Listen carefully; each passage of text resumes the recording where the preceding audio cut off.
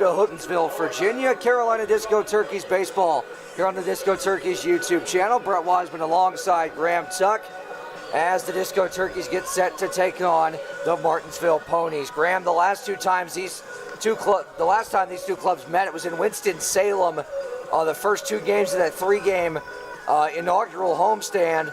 The first game of that went well for the Turkeys, a walk-off win courtesy of Caleb Smith. The second game, not so much. Yeah, and that'll take us into the game day gobble. First of the week here. We're right in the middle of the longest road trip of the year for Carolina. This is game 4 of 6 before we head back home to Truist Stadium next week. And as you said, the last time against the Ponies, it wasn't very strong offensively. It was a 9-2 loss for Carolina, and it was only a 7-inning contest. The two teams agreed on that due to the fact that the night before, went past midnight, an 11-inning marathon. And Martinsville had pretty much expended all their pitching depth to that point. Oh, so had we, and it was a factor for both teams, and that's why it did what it did. And that extra inning win was the last time that the Disco Turkeys won a game, and so they've got to turn things around. We're getting too deep into the middle of the season. A record of 2-8 is not going to do you much in terms of the standings. That'll bring us to your keys to the game tonight, Graham. We kind of have an idea of what went wrong, especially Friday night in Boone. It was more of the same as we've talked about, but what are you looking for tonight to get the victory and get back on track here? Oh, well, you absolutely have to have confidence on the mound. That's been a struggle for the Disco Turkeys all year long. It was a struggle last time out. Chase Jesse got the start against the High Toms, and he took the loss, a 12-2 loss, and it was last Saturday. The Disco Turkeys were held to just 3 hits, and you can't do that. But at the same time, you can't give up 12 runs and expect to win. They've given up at least 10 runs in each of their last 4 games, at least 9 runs in each of the last 7 contests. That's not going to win you ball games. They're averaging almost 10 runs per game allowed. So you got to have confidence on the mound. You got to go out there with a blank slate, forget any of that ever happened, and you got to fill up the zone. The next thing is you got to not give up free bases. That plays off of the first key, but it's been absolutely killer. Errors in the field, walks, hit batsmen, passed balls even, are all things that are going to lead to runs at this level of baseball. And the Disco Turkeys have given up far too many of them this year, and it's something that they cannot continue to do. Key number 3, you gotta get the bats alive. It's as simple as that. Like I said, 3 hits against the High Toms last time out. Haven't scored more than 3 runs since the 10-7 loss against the Statesville Owls a week and a half ago, almost 2 weeks ago. So you got to wake up the bats if you want to have any chance of supporting your pitcher on the mound. And it's a new guy for the Disco Turkeys tonight, John Owen of Pfeiffer University, getting the call on the bump. That it is. John Owen in his time at Pfeiffer, 3-0 in 2 starts, 23 2/3 inning pitch, and a 3.52 ERA. You talked about getting the bats going. This is a Martinsville team that, despite only having played 5 games, this is a team you can score off of, despite Carolina's 9.90 ERA. Not that far off is Martinsville's team ERA at 6.86. Yeah, and 6.86 runs allowed per game. And the Disco Turkeys, the next run that they allow will be the 100th that they've given up on the year. That's not something you can live with when you're in your 11th game. You've already allowed 100 runs on the year. And so that makes my player to watch tonight. It's going to have to be John Owen, the starter, a big wild card. Don't really know what to expect from him. I believe he's on the way down from the Forest City Owls, just a quick stint with the Disco Turkeys, if I'm not mistaken. But we were told. It's unknown if he'll be a permanent part of the ball club, but right. But it will be very interesting to see how he can perform tonight, and for that reason, he's our player to watch. That he is. We'll have the starting lineups now, presented by Foothills Brewing.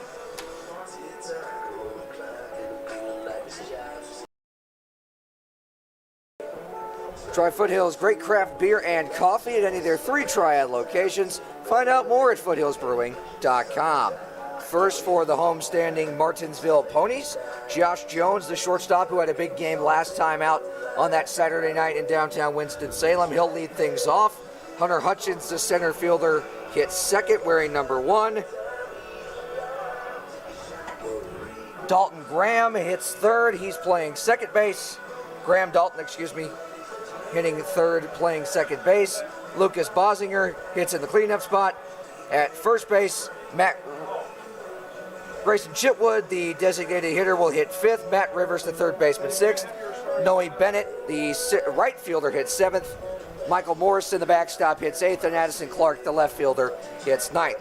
For the visiting Carolina Disco Turkeys, Dion Tubbs in center field leads things off. Jalen Davis, the right fielder, hits in the two-hole. Austin St. Laurent, the shortstop, hits third. Logan Conklin, the backstop, hits in the cleanup spot. D. Hawthorne, a new add to the lineup, who's only got one at-bat on the season. He'll hit fifth in the designated hitter spot. Nick McKedden will hit in the sixth spot, play third base. Keaton Haggard, the second baseman, will hit seventh. DJ Musser, the first baseman, will hit eighth. And Caleb Smith, the left fielder, will hit ninth. And John Owen on the mound for the Disco Turkeys. Kirk Cabana set to give his lineup card to our umpiring crew here tonight.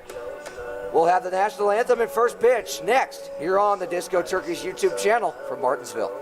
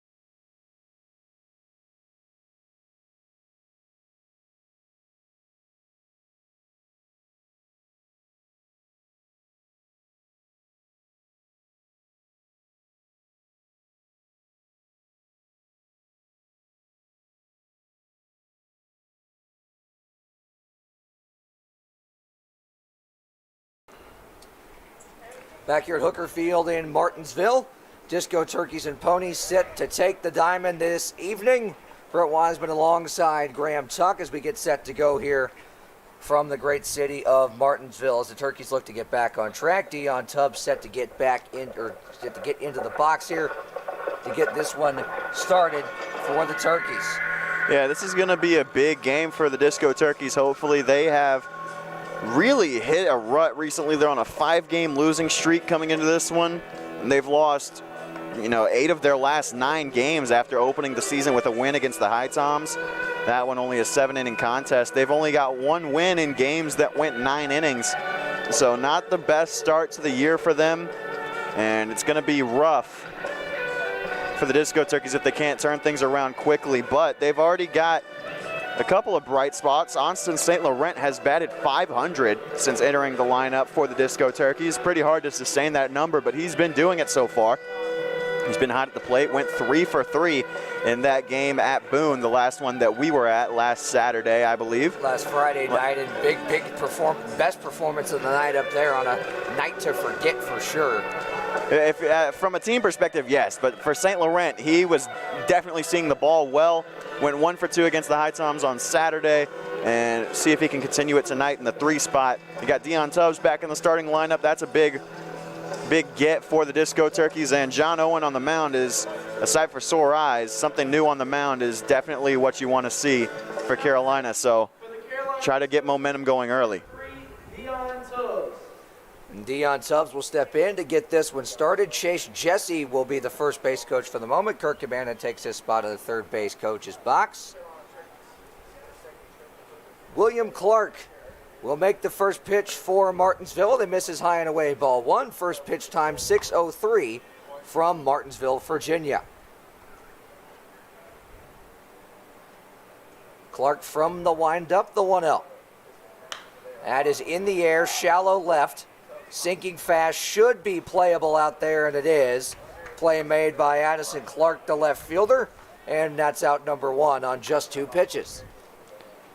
I like Dion's approach, though, trying to put the ball in play. That's all you can really do. A lot of errors are made at this level of baseball, and we've seen that all across the board. I mean, the High Toms booted it around 3 times in the contest on last Saturday. So you just got to put the ball in play. If they make the play, good for them. The first game against them, the Turkeys took advantage of a couple of errors from the High Toms. Neither of the errors, or neither of the runs that the Disco Turkeys scored against the High Toms were earned. Jeffrey Davis will step in now. Misses up and in, ball 1 to him. Sitting .235 on the year so far. One of the better bats in this lineup, and he's out in front of that one, 1-1. Davis, the product of Reagan High School, currently enrolled at Guilford Tech. 1-1. Swing and a miss. He went right back to it and got the same result, 1-2. Yeah, Clark is living on the outside half of the plate right now. See if he goes inside on him, 1-2, try to jam him up. 1-2. And it got around on that one. He was looking for the fastball, and he was looking too much for it as he pulls it foul over the power lines down the first base line. He knew that one was coming inside, though. 2 straight pitches on the outside part of the plate for swinging strikes. He knows he's not going to throw it there again. And he knew he was coming in with a fastball, too, because he knew he was trying to speed up his bat. 1-2. Swing and a miss. There's the breaking ball in the outside corner again. It's strike 3, and there's 2 down here in the first. Yeah, that's obviously not what you want to see. If you're the Disco Turkeys, you gotta be productive with your outs. Strikeouts are not what's going to get you anywhere. Austin St. Laurent will step in now. She said Graham on the bright spots in Boone the other night, and on cue, a line drive into left field for a base hit, the first of the evening for Carolina, and a 2-out base runner. One thing that Carolina has struggled with so far this season is jumping out early in the ball game. You got to get runs on the board early. You got to seize the momentum, and they have not been able to do that for the most part this season. And if St. Laurent can come around to score, they've got the guys up to do it. D. Hawthorne on deck. He was hitting tanks in batting practice. Logan Conklin's a sure bat. Logan Conklin's hitting .240 on the year, and we know the kind of power Hawthorne has from what we've seen in BP. That is on the inside half. Good fastball, strike 1 from Clark.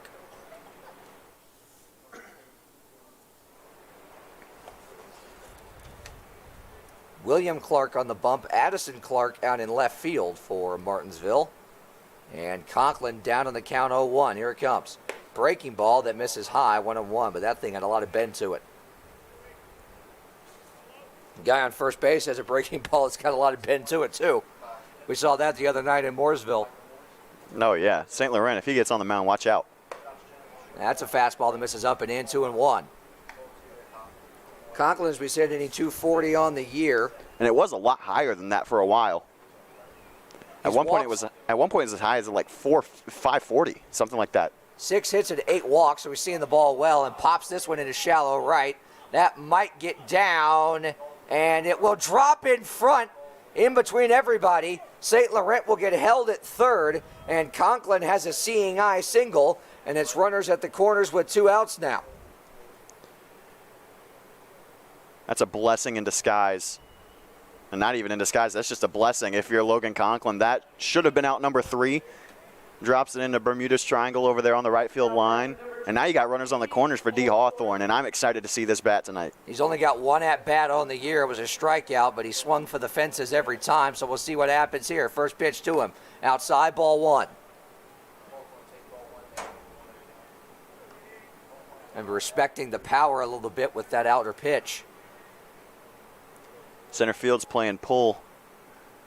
Shading a lot to his right Infield's playing side. pull as well. Got a lot of room to the right side, as you said. Right center field gap is wide open. Has a good swing. Just got to try and straighten that out, time it up better. 1-1. Was late on it, but you could see the mindset right there, Graham. He was trying to shoot it into that right center field gap. Saw the way his body was contorted. He's trying to shoot it over that right field fence, is what he's trying to do. He's got the power to do it. 1-1. Good breaking ball right there, 1-2. And William Clark a pitch away from getting out of this. Turkeys need something from big number 20 right here. 1-2, runners at the corners, 2 outs in the top of the first inning at Hooker Field. Clark a couple of checks, the 1-2 pitch outside, 2-2. That's a good pitch, though. That's exactly where you want to put that 1-2 pitch. You want to put it off of the plate to a point where Hawthorne can't get to it, even if he tries. And a power guy like that, you know he's looking for something up and away to drive. Not that far away, though. A good take. 2-2 coming. Swing and a miss. Got him. High fastball and a strut off the mound from William Clark as the Turkeys strand 2. Ponies coming to bat after this.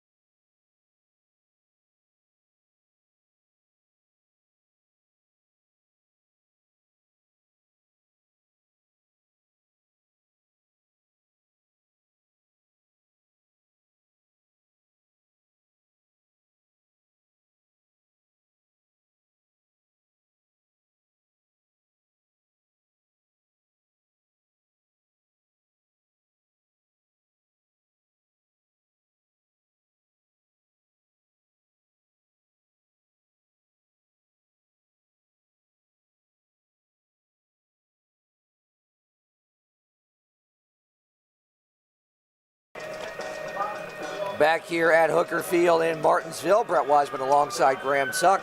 Turkey stranded 2 in the top half of the first. And it's a newbie on the mound for Carolina. It's number 31, John Owen. And Owen, we haven't seen much of anything from him, but we know he's got good numbers in his collegiate career at Pfeiffer, so excited to see what he's bringing on the mound tonight. It'll be Josh Jones, the shortstop. They're number 23 in blue and black tonight, who will lead things off for the Ponies. First pitch to him right over the outside corner. Good pitch to start off for strike 1.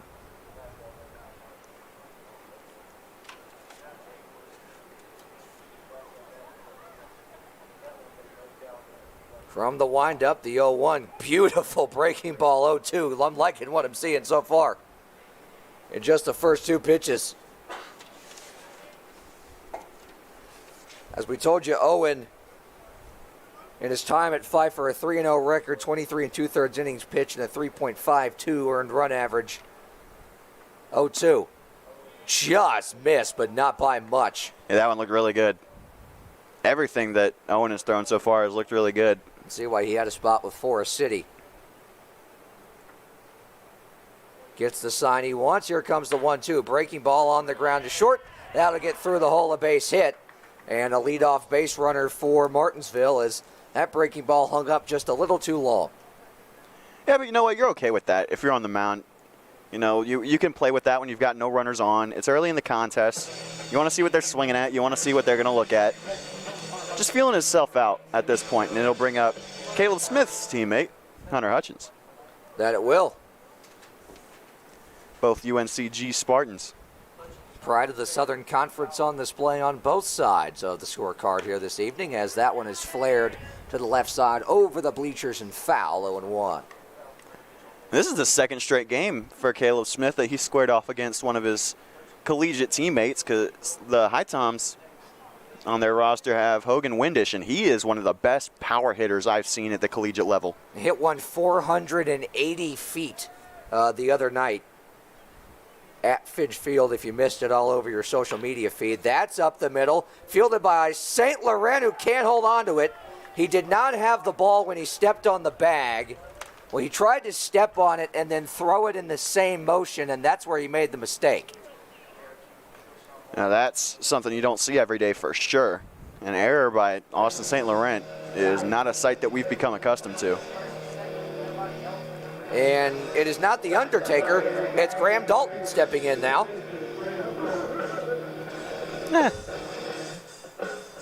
He's got the Undertaker's walk-up music. But no, that is not the Undertaker. We're missing Bryson Beber tonight. He's got the Undertaker look with that flowing hair behind him. That he does. That's on the ground to third. Step on the bag for 1. Throw to first is in time. Beautiful double play that time. Well executed by Nick Macadon. And that makes up for the error made by St. Laurent. You still got a runner in scoring position, but now you got 2 outs. That's a way to pick up your teammate. So score that 5-3 on the double play. A runner still in scoring position with 2 outs.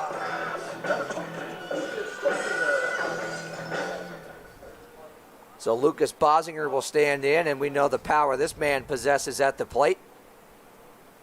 We saw it in batting practice. He had 3 or 4 either off or over the scoreboard and left, and a couple out to dead center. There's a breaking ball over the inside half, strike 1. Goodness me, what a pitch. I mean, you see that thing start at his eyes or even at the letters, and it'll break back in belt high. And just catching the outside or the inside part of the zone too. Fun fastball up and in. Goodness gracious. Bosinger's trying to hit the house out there in left field. Well, that's a right approach on the mound, try and tie him up. If he's playing dead pull, which the outfield is playing him to do. 1-2, painted outside corner, got him looking. Good first inning from the newcomer, John Owen. The Ponies strand 1, and we're scoreless after 1 in Martinsville.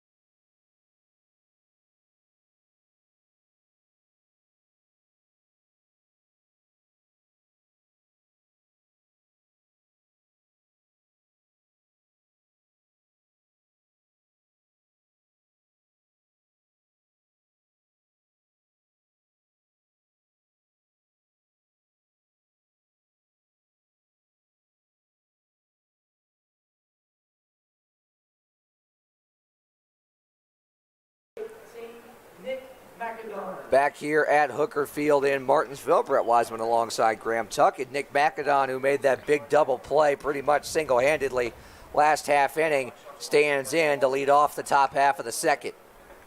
Takes inside ball one to begin the at-bat. McAdon has struggled at the plate so far this season, but nothing that he can't turn around. 1-0 is fouled straight back. A good swing, though, on a pretty good pitch. You see a guy foul one back like that, you know he's on it. And for McAdon, he's 2 for 10 on the year. Good for a 200 average. Now that was simple math. I like the simple math. 1-1 breaking ball over the inside corner that buckled it 1-2. And if you're the Disco Turkeys, you're thinking you're lucky stars that you're not having to hit against Kobe Van Bogart right now, because he has been dealing lately on the mound for Martinsville. 1-2 just missed outside, and the count evens up 2-2. McAdon's been pretty decent on the mound and looking to get it going at the plate. 2-2 in the air to center, well hit. Back it goes. Might have a chance to leave the yard, and it's off the base of the wall. McAdon will pull into second with a leadoff double and missed a home run by a matter of inches.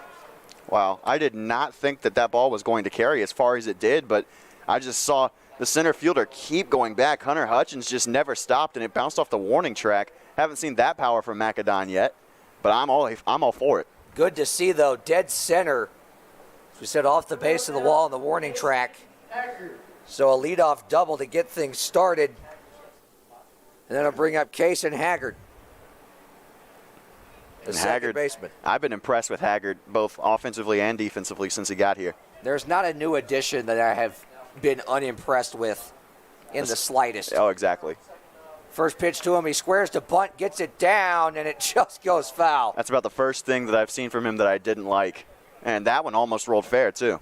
Yeah, I was going to say, it wasn't a bad bunt. Oh, not at all. It looked like it might have just not perfect. It might have clipped the corner of the plate. That might be what pushed it foul. I would agree. I was going to say the same thing. I just didn't want to sound crazy. He bunted it. It looked like he bunted it right out in front of the plate, and it kicked off the front of the plate. He deadened it very well. Baseball purists as we are, there's not many things more beautiful than a perfectly executed bunt. 0-1. Swinging away and swinging for the fences, 0-2. So it's pretty evident they've taken the bunt sign off after that one, as now there's 2 strikes. That's one of the first bunts I've seen in a while from this team, in a very long time. Not the worst idea. Haggard's got wheels too, so not out of the question he could beat that out. The 0-2 to number 24 is in the dirt, 1-2. Good take.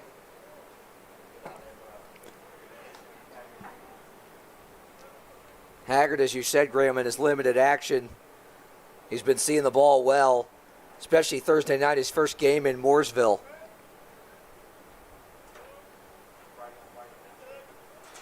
Clark from the stretch comes set.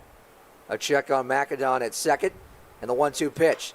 That's hit hard to the right, but foul, and it'll remain 1-2.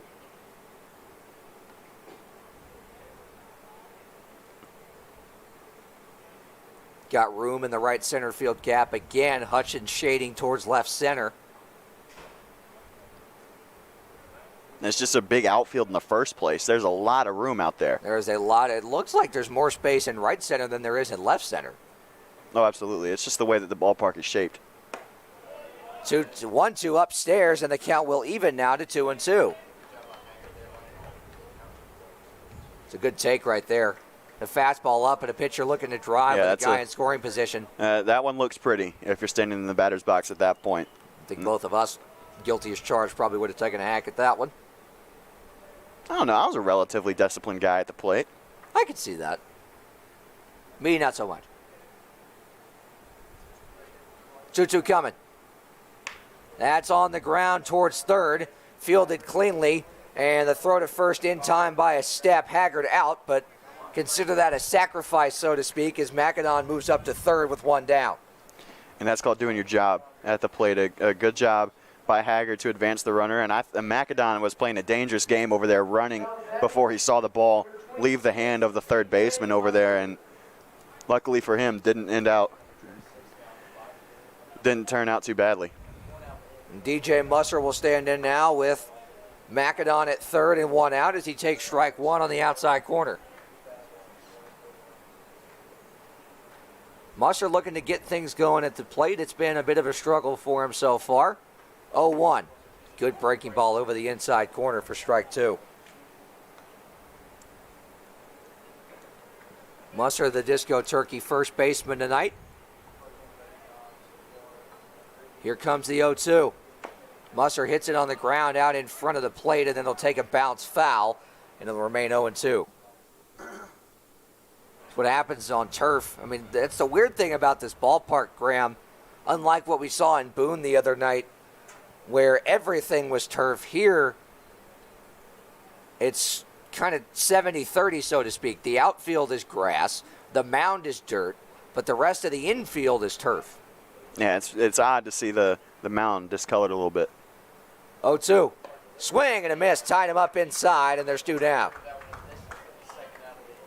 Yeah, you got to know that one's coming if you're Musser. And honestly, that's a pitch that he probably should have laid off of for ball 1. But one way or the other, he's got to get his bat working. He's just 1 for 7 on the year now. That's his 4th strikeout. It's a situation in which he tried to do too much with a runner in scoring position. Caleb Smith now takes one upstairs, ball 1. Cannot afford another stranded runner in scoring position for Carolina, that's for sure. Would be the second of the game already. 1-0. Fouled back, good cut though, 1-1. Smith does lead the team in RBIs with 4. Yeah, tied for the team lead, at least. And part of the thinking, I think, with batting him 9th is he puts the ball in play. Yeah, he's not a rally killer at all. He's fast.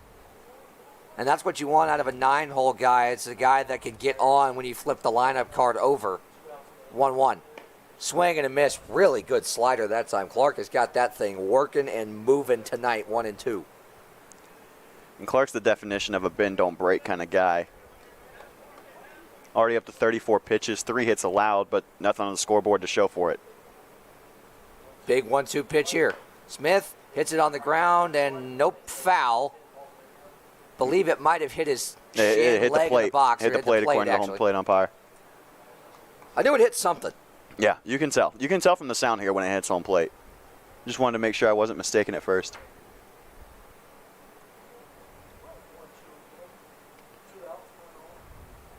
Another 1-2. That's into right field, the base hit, and the Turkeys are up 1-0. Caleb Smith does it again, the team leader in RBIs, adds 1 more to the tally board, and it's 1-0 Carolina. And sole possession of that number 1 spot on the team with RBIs. That's his 5th of the year. And good for him getting things started early. We talked about it earlier. You got to get the momentum early in the contest. You got to jump out to that early lead. And that's exactly what Carolina's done here now. And now we're back to the top of the lineup. Caleb Smith off and running. The throw down is not in time. It goes into center field. Smith will take off. The throw's going to go to third. It is not in time. So Caleb Smith is now all of a sudden 90 feet away with 2 down. And a 1-0 count to Tubbs. Well, that escalated quickly.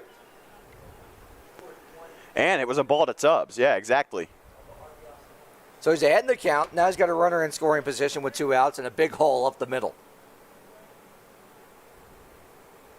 Pitch to him into the gap in left center. That's going to get down and get to the wall. Look out. Tubbs is flying. He's around second, heading for third. He ain't stopping anytime soon. Stand up RBI triple, 2-0. Oh, my goodness. When was the last time you saw a stand-up triple? On by television. Exactly. Not something you see at this level of baseball very often, but Tubbs has that kind of speed. Honestly, if that one was into right center, that's an inside-the-park home run. Honestly, as big as that gap is, and you can kind of see how the wall is sloped different out there as well, takes a bad carom out there. Oh, 100%. Absolutely. So Jeffrey Davis now with another guy in scoring position. He whacks that out to deep center. Track, wall off the wall. Thought he got all of it. It's back-to-back extra base hits, and it's 3-0 Carolina. And this is what I love to see. This is what you absolutely love to see right now. You're getting the pitch count up. You're getting extra base hits. You're seeing the ball well, and you're putting runs on the board. And that'll draw a mound visit now as things have escalated very quickly there for William Clark. Well, off the bat, it sounded like Davis got all of that. It looks like first the ball, pitch, too. It looks like the ball's carrying well to dead center. Which is odd because the wind is blowing straight in from right field. It's blowing exactly straight in from right field. You can see the way the tree line's blowing there. It's blowing in from right towards left. Which might explain some of the longer home runs we saw in batting practice as Austin St. Laurent will stand in, try and keep this two-out rally going. First pitch to him. Misses outside, ball one. And this is exactly what the Disco Turkeys have needed. I really hope that this helps them break out of the offensive slump that they've been in. You go from stranding runners on to 3 runs on a 2-out rally. 1-0 outside, 2-0, and I wouldn't be shocked if we see bullpen action here pretty soon for Martinsville. Down the right field line. St. Laurent singled his first time up. Already 6 hits for Carolina. 2-0. Down and away, 3-0 now.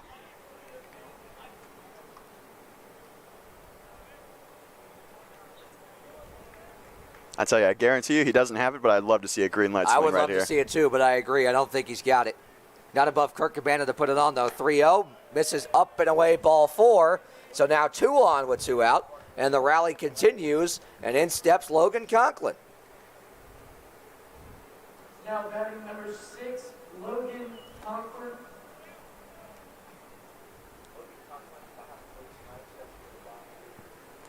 A 4-pitch walk after 3 straight hard contact base hits. You get scared up there on the mound a little bit. You don't want to put something over the plate to keep getting knocked around, and that's the result. Yeah, when you hear loud noises, you get a little tentative. The first pitch to the big power threat, Logan Conklin. That is just high, ball 1. Looked good from up here, but when you're not throwing strikes and when you're getting hit around, you're not going to get the call. See if Conklin can drive one up into the breeze out in left field.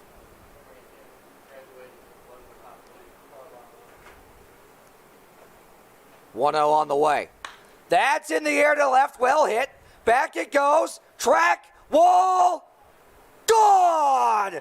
3-run homer, Logan Conklin. It's 6-0. Number 6 has put 6 on the board for Carolina. Already in the second inning, matching the scoring output from the last 3 games combined. And that's phenomenal. And you see the home run jacket going on Logan Conklin. First time we've seen that bad boy in a while. First time we've seen that in a long time. Since Ezel went yard against the Owls, and it'll bring up D. Hawthorne, and he's no weak arm of his own, right? I'm not going to say I had a premonition, but I kind of called that, did I not? Oh, absolutely you did. I'm just making sure I get my credit where it's due. Out to the mound at the head coach for the Ponies as there's no action in the bullpen, so this is probably just a mound visit. Try and calm him down here. And the Disco Turkeys have hit for the cycle in the inning. If you're watching at home, all 4 varieties of base hits. We got a single, a double, a triple, and then that blast.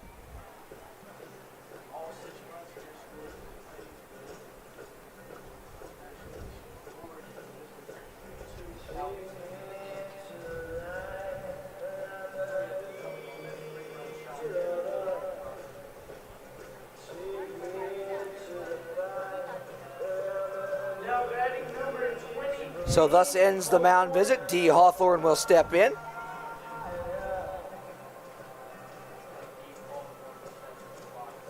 And there's a guy with 2 outs is definitely swinging for that jet stream out and left. Every single one of the runs that has scored has been with 2 outs. That's the kind of stuff you need to see right there, and the kind of stuff that hopefully gets this offense going is Hawthorne with an uppercut and a half right there, swings and misses for strike 1. The 0-1. That's well hit into center field, but right at Hutchins, who will make the play for out number 3. And mercifully for Martinsville, the second inning side retired. But 6 runs, on 5 hits for Carolina. A single, a double, a triple, and then the icing on the cake, the 3-run homer from Logan Conklin. It's 6-0 Carolina through an inning and a half in Southern Virginia.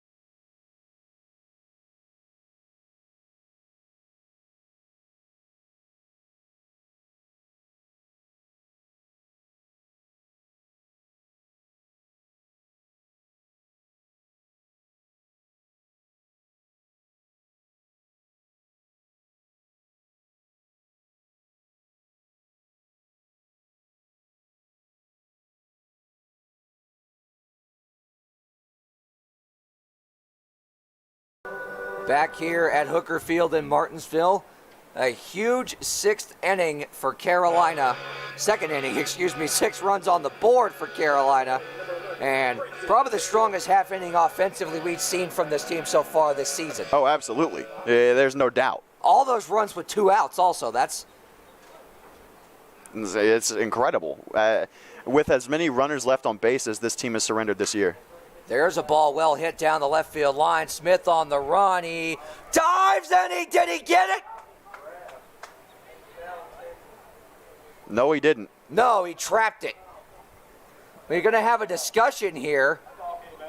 I couldn't quite get a look. It looked like he trapped it. Or it came out on the way down, one of the two. It was just outside of the field of view of our camera, but it was a phenomenal effort in foul territory, so it would not be a base hit one way or the other. He got it. They ruled it a catch. I don't believe it, Graham. Your high school teammate just made the play of the year. That's not even an outfielder, mind you. When I played with Caleb in high school, never once did he see the outfield. Every single game, either shortstop or a rare appearance on the mound. Never once have I seen Smith play left field. Here he is tonight making a phenomenal catch. Let's tag SportsCenter on Twitter when we get home and make sure they see that one.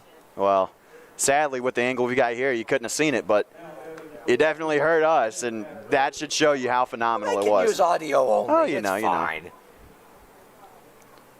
know. 1-0. That's in the air, foul back towards the left side. And John Owen gets a big first out, courtesy of his left fielder. No, it would have been nothing but a strike, even if he hadn't caught it. That misses off the outside corner, 2-1. Owen pretty efficient thus far. Oh, for sure. 10-pitch first inning and already got an out here in the second.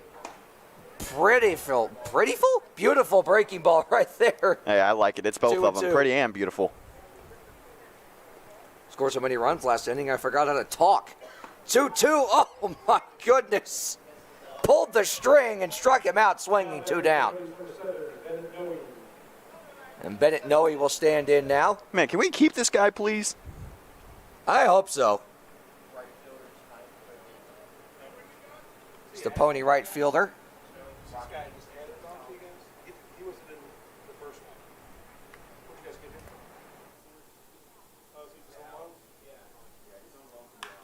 Noe hits that on the ground to short, and a diving attempt by St. Laurent.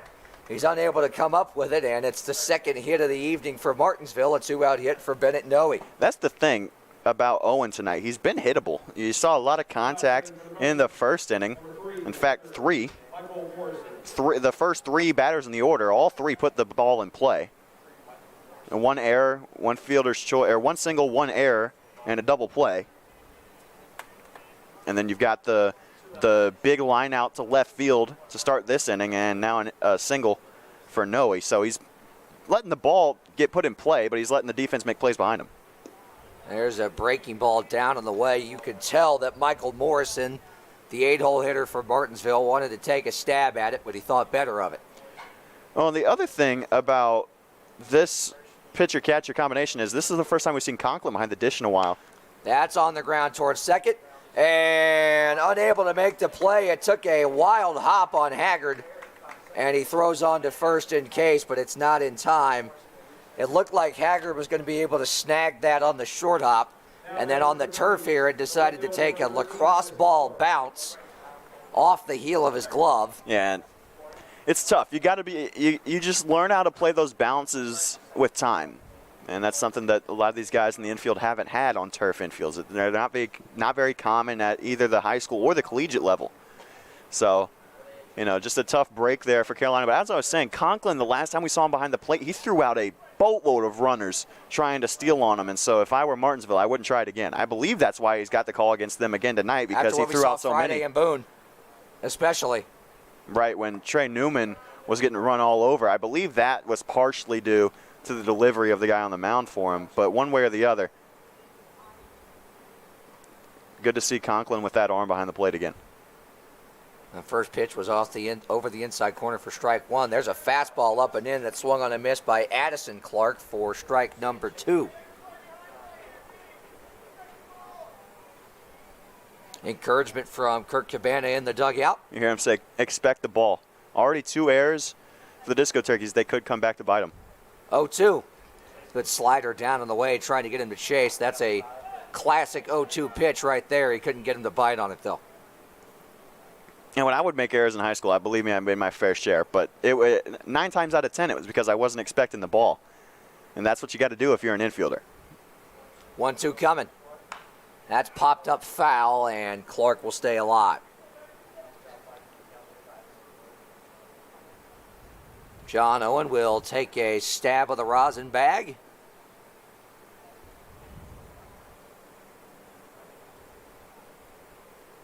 Still in the stretch with a runner at second and 2 down. Runners at first and second, 2 down. And a 1-2 to Clark. Swung on and missed.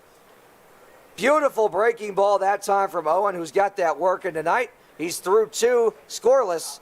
The Turkeys have a 6-0 lead as we head to the third at Hooker Field.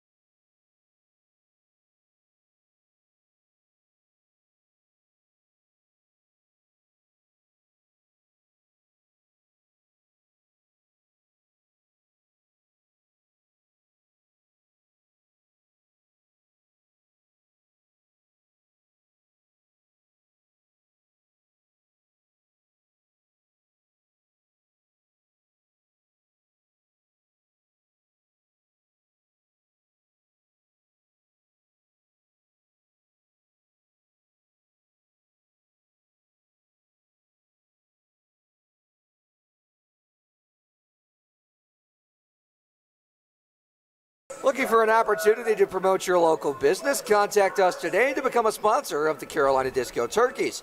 Opportunities start at just $100 per season. To learn more, message sponsorships at discoturkeys.com. That's sponsorships at discoturkeys.com.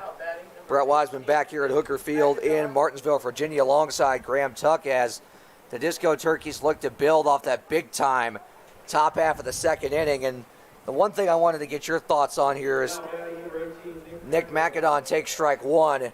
Is the last time we saw this ball club get out to a fairly large early lead. It was a 4-0 lead against Statesville a couple of weeks ago at home, and that evaporated fairly quickly. you got to keep your foot on the gas, I would think. Well, absolutely you do. That's the case in any ball game. You always got to keep your foot on the gas, never take it off. And that one, it was a 10-7 loss courtesy of a 6-run inning for Statesville. And Macedon grounds that foul just to the left of the third base bag, and it'll remain 0-2.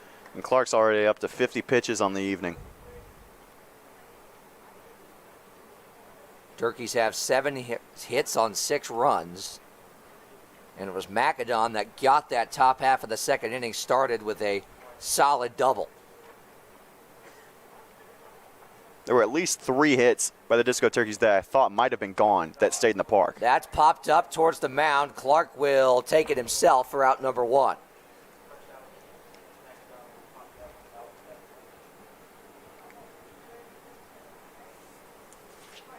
But that's good to see from Macedon. He's been seeing the ball well today. He had that foul ball, fouled that one off. He popped that one up, but he's getting a bat to it, and that's what you like to see from somebody who has not fared well at the plate so far. He's making contact. That's the important part for sure. Kason Haggard will step in now and ground it out to third. But on that play, Macedon advanced to third.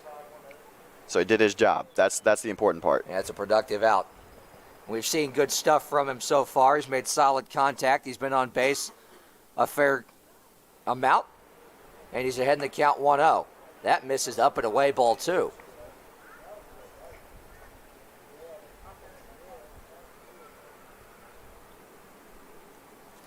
Haggard, the product of West Texas A&M. That is over the outside corner for strike 1. West Texas A&M, a really good Division II program, but they didn't make the D2 College World Series. Wingate did out of Monroe and won it all last weekend in Cary at the USA Baseball Complex. So shout out to a fairly local program. My dad's alma mater, I had to work that in there. Played 2 years at Wingate.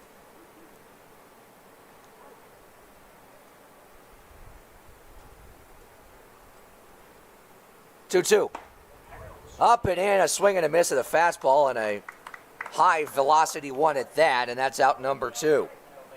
That's a good job by Clark to get back into that count. He was down 2-0, able to come back at Haggard. 3 straight strikes to get him out swinging. And DJ Musser will stand in now. He struck out swinging his first time up. Another guy that's looking to get things going as that misses upstairs, ball 1.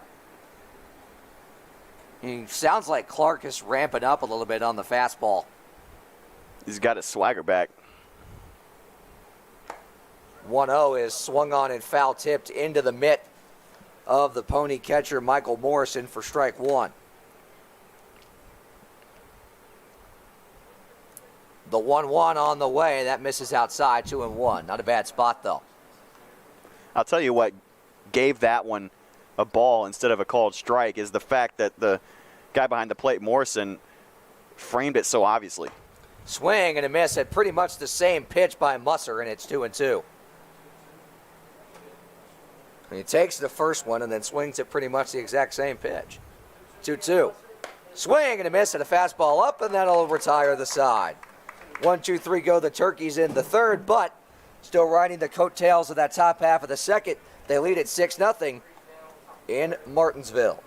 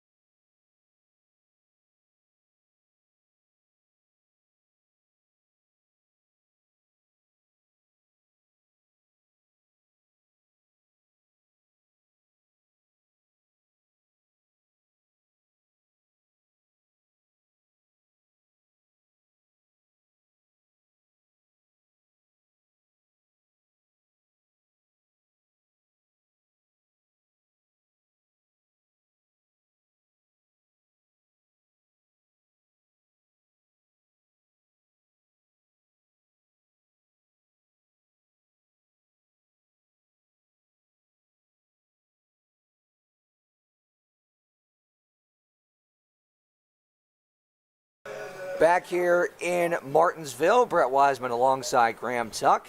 Disco Turkeys baseball here on the Disco Turkey YouTube channel. John Owen back on the bump for the bottom half of the third inning, his third inning of work. In his initial start here with the Disco Turkeys on loan from the Forest City Owls of the Coastal Plain League. See if he can keep it up against the top of the order now. And that fastball just missed outside, ball one. Josh Jones is in, the shortstop, who singled to lead off the game for Martinsville. Owen from the windup, the 1-0. That is over the inside corner for strike one. Yeah, I thought that one was a strike from the outset, but the fact that the call from the home plate umpire was so delayed made me doubt a little bit. Yeah, same here. 1-1 coming. That's popped up in the air, foul to the left side, and somebody will have a nice souvenir to take home from that one. Pretty solid crowd here this evening.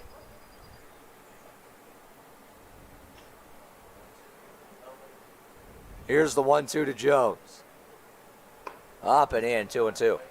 Good pitch, though. If you think this crowd is solid, you should have seen the one that was here on Memorial Day when the Disco Turkeys traveled up to play the Mustangs. That one was a solid crowd. I mean, I saw more lawn chairs there than I've seen in quite some time.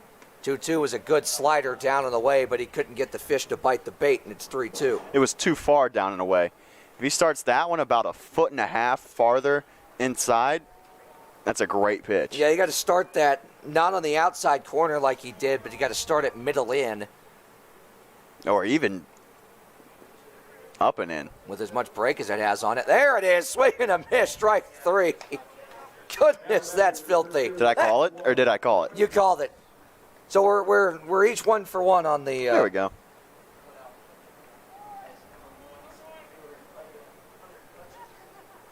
See, the breaking ball that has that much spin on it should be illegal.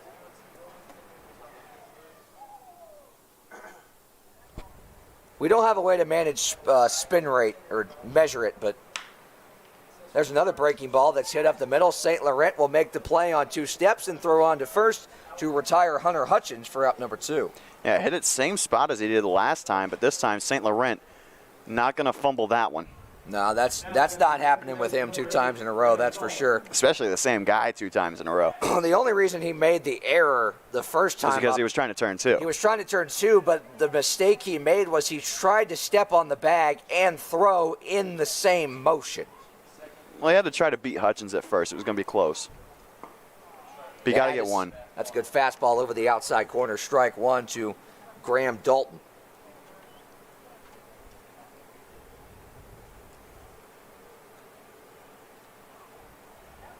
Oh, 1. Good breaking ball that time. Got him to swing out of his shoes, and it's 0-2.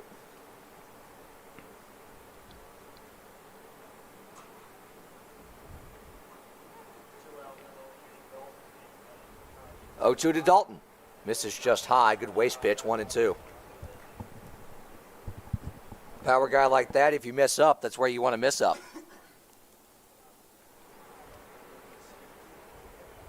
On comes the 1-2.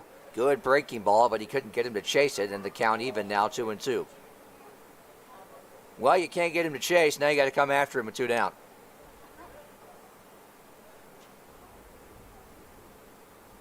2-2 from Owen. Swung on, foul tipped. Conklin could not hold on to it, and it looked like it caught him in the shoulder and might have caught our home plate umpire as well. And he's walking it off here.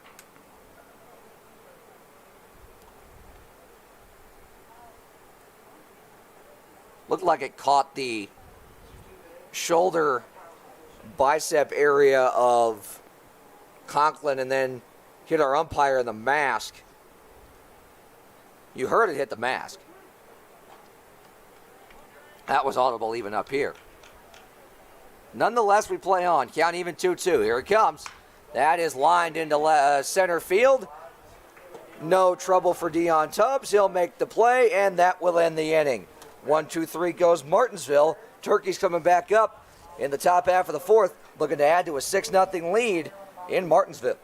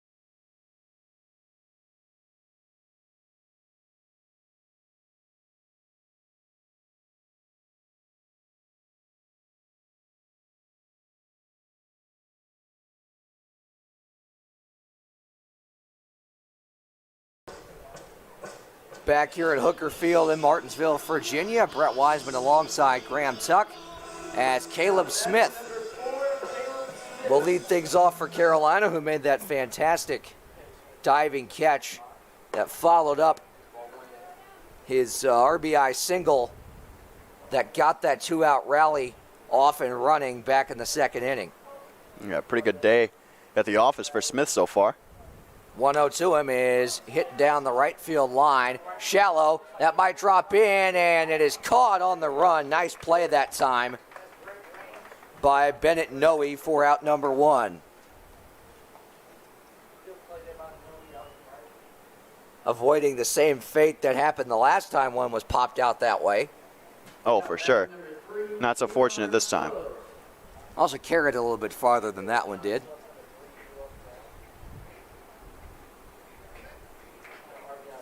Here's Dion Tubbs as we head back to the top of the order. His third at-bat already. And he takes upstairs ball one. First pitch strikes have not been the friend of Will Clark so far in this one. Tubbs had the triple his last time up as he fouls that one off for strike one. Count even, 1-1. A triple that Smith scored on. And then the floodgates really opened from there. There's a breaking ball that didn't miss by much, but it misses upstairs, 2-1. A lot of times you leave a breaking ball up like that, even if it's close, you're not going to get the call because that's not where you're supposed to throw a breaking ball. Oh, for sure. 2-1. There's another breaking ball. This one catches the outside corner to even it up at 2-2. Yeah, that's exactly where you're supposed to throw that breaking ball, as you were said. Outside part of the plate, coming back into the zone. Not supposed to miss middle or middle up. 2-2. That's well hit. Out to right. Should be playable for Noe once again, as it is. Hard contact, but well underneath it was Tubbs, and it's a quick 2 outs.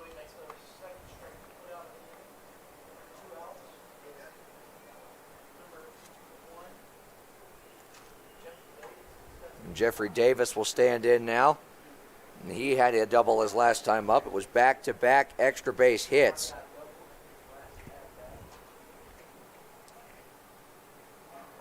An RBI on that one as well as he hits that one well out to center field. That might get down. No, it won't. Nice running play by Hunter Hutchins to retire the side. Again, 1-2-3, go the Disco Turkeys. Ponies coming to bat, looking to get back in this thing in the bottom half of the fourth.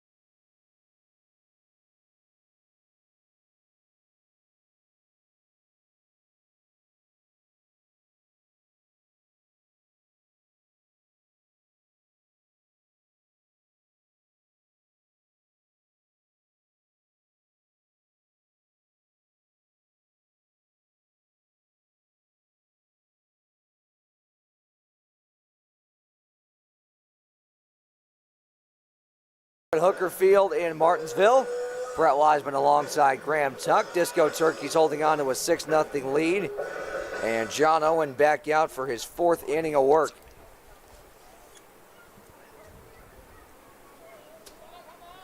Back on the bump and working quickly. A swing and a miss that time by Bosinger for strike one. And struck out looking on 3 pitches his first time up to end the inning. 0-1 is hit hard but foul. Off into the residential area over there, over the right field fence. And it's 0-2. Owen again working quickly. 0-2 coming. That's in the air to right. But right at Jeffrey Davis, who will make the play for out number 1. And already, that's the 10th out on just 40 pitches for Owen. I like what I've seen from this kid. It's officially time to say it. And he's worked scoreless, and he's worked around 2 hits and 2 errors. And Ben Taman is out warming up in the bullpen, despite what you just said, Graham. And that misses just inside ball 1. Who knows? We might be on a pitch count limit of some kind. That is true, Since he's due to on the fact loan. that he's on loan. Yeah, I could definitely see that. 1-0. That's chopped to third. High hop, and bobbling it on the transfer was Nick McAdon. Tough play, though. Yeah, he knew he had to get the ball out of his glove quickly, and that factored in when he, fumbled it in the transition. There's not much you can do there. So Chipwood's on at first.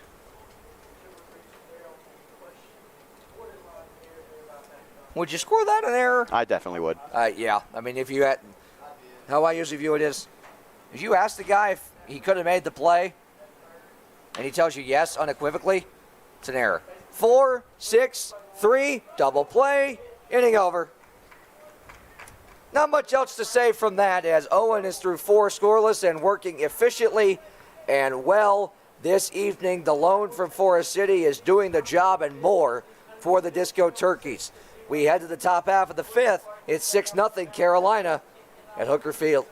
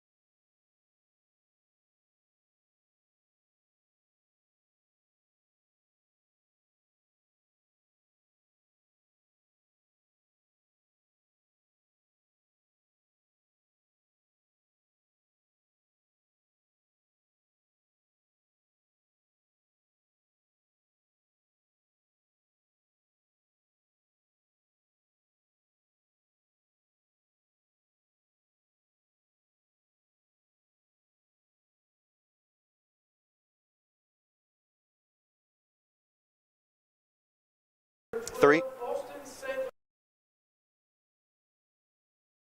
Back here at Hooker Field in Martinsville, 6-0 lead for Carolina. Brett Wiseman alongside Graham Tuck in the middle of the order for the Disco Turkeys this half inning as Austin St. Laurent swings and misses for strike 1.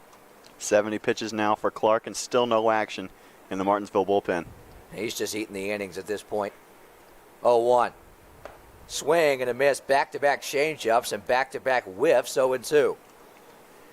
And for Martinsville, the next time they play is tomorrow against the Locos on the road. 3 straight changeups, 3 straight swings, 3 straight misses, and the first out. And the first time St. Laurent has been retired thus far. He singled and walked. So make it 1 for 2 after that one. And as I said, tomorrow on the road in Thomasville against the Locos for the Ponies, and then I believe that would be on Saturday, a doubleheader against the Stars here in Martinsville. Logan Conklin will step back in now as Clark gets the call on the outside corner for strike 1.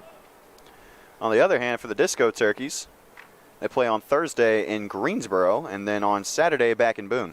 And we'll have both of those for you. 0-1 to Conklin is fouled off. Big time swing and a bit of a hanging breaking ball. He came out of his shoes on it. Get the 3-run homer his last time up. And a ball that looked like he hit maybe a little bit too high off the bat, but certainly got enough of it. That pitch misses away, 1-2. It's like that scene from Major League when 3 guys are sitting out in center field and discussing whether the ball's too high or not. Then you reach the point of who cares, it's gone. And if any of you at home have not watched Major League, I'm already judging you. Just saying. 2-2 from Clark to Conklin. There it is. Holds up, and the count goes from 0-2 now to 3-2, and a pretty good at-bat. Yeah, exactly. Way to work your way back into it if you're Conklin. Pretty good at-bat from the cleanup hitter. He's 2 for 2 with a single and a 3-run jack. 3-2 inside, ball 4. He's reached base all 3 times thus far. I think he missed being out of the lineup. Oh, for sure.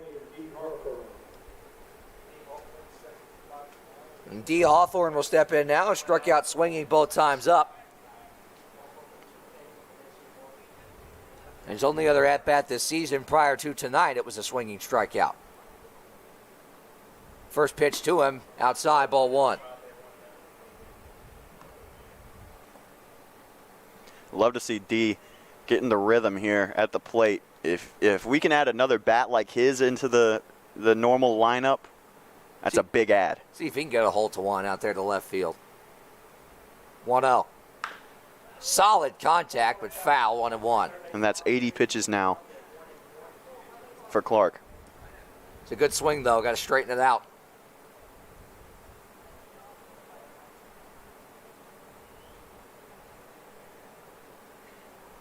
Hawthorne's pitched. He's made 3 appearances for Carolina so far. 2 strikeouts, 2 walks, correct? That is correct. Hawthorne in the air to center. Don't think he quite got enough of it. Got under it just a bit. Hunter Hutchins under it to make the play for out number 1. And that's the kind of contact I like to see, though. I was going to say, that's good wood on it for sure. You like to see him make contact at this point after 3 swinging strikeouts to begin his season at the plate. And that's the second time he's lined out to center field. That he has. He did line out in that second at-bat. Nick McAdon steps in now and takes a breaking ball for ball 1. Disco Turkeys in danger of stranding their 3rd runner in this contest. Conklin's running. Pitch is over the outside corner for strike 1. No throw. It's a phenomenal jump from Conklin, but a better frame from Morrison behind the plate, because that was not a strike. That was outside. That's a good job to steal the strike right there from Morrison. And when a catcher does that, I don't judge the umpire for that call. Not at all. I give credit to the catcher for stealing the strike. And that is over the outside corner for strike 2. That was 100% a strike. And it's a great pitch. But McAdon's got to do something with a runner in scoring position here. He's put the ball in play both times. 2 strikes against him. We'll see if he can do it again. The 1-2. That's in the right center field. That'll drop in, base hit. Conklin's going to get the wave. The relay to the plate cut off, and it's 7-0 Carolina. There you go. Exactly what you needed. McAdon had been struggling at the plate. I'm here to say that's over now. Yeah. You could pretty safely say that slump has ended. Now Kason Haggard will step in. So he's 2 for 3 on the day now as McAdon, and good power to center and good driving power there to right center that time. So hit the ball to all fields. And Haggard only one of 3 guys without a hit. There it goes. And lined into left, but yes, it'll get down. It'll get down and get to the wall. McAdon will get the wave. He will score. It's 8-0. Boy, it looked like that was on a platter for Addison Clark in left field, but it took a spin and a turn. It carried over his head beyond him and to the wall. So scoring an RBI double for Haggard, and it's 8-0. Now batting number 26, DJ Musser.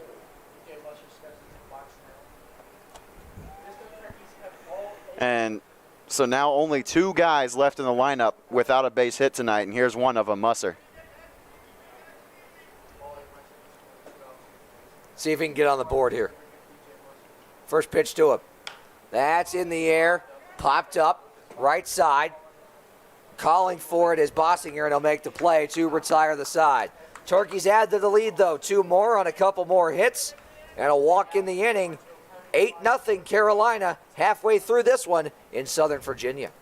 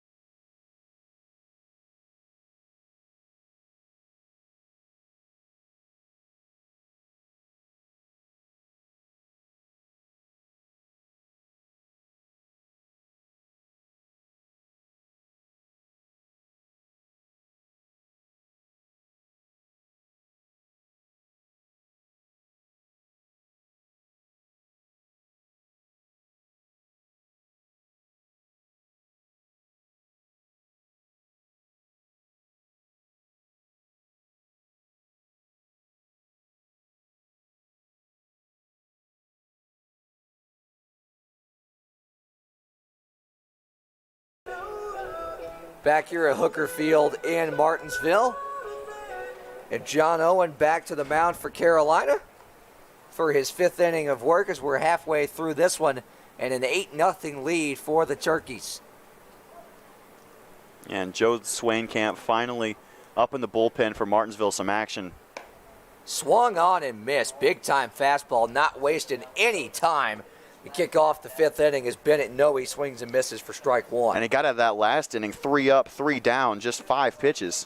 Excuse me, 6 rather. Swung on and missed again. It's 0-2.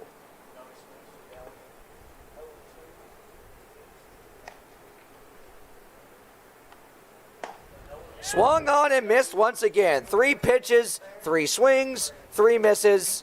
Out number 1.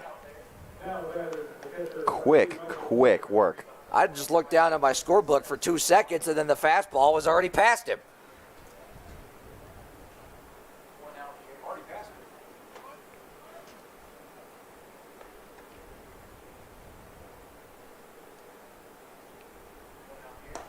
And a good breaking ball that time from Owen to get ahead for strike 1. 4 straight strikes to begin the inning. And this is now 9 consecutive plate appearances for the Ponies without a base hit. And that's hit foul out of play, 0-2.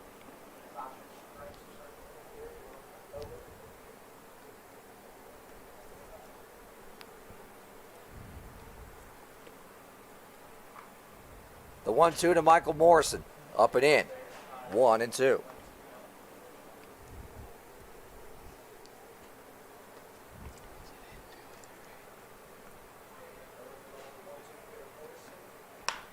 That's on the ground towards the hole at short. St. Laurent makes the pick. Strong throw to first, not in time. And it will draw Musser off the bag. And luckily, where that fence is in the front of the bleachers right behind the first base bag will prevent it from getting any further. That's an infield base hit, though. Yeah, that's not. That throw was not going to be in time, whether it was on the mark or not. Absolutely. Now batting number 13, left fielder Addison Clark.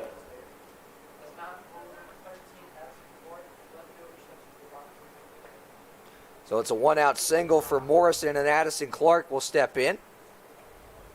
Struck out swinging his first time up. First pitch to him. That's in the dirt, ball 1. Staying put at first with a good block by Conklin is Morrison. Keeping his opposite number at bay.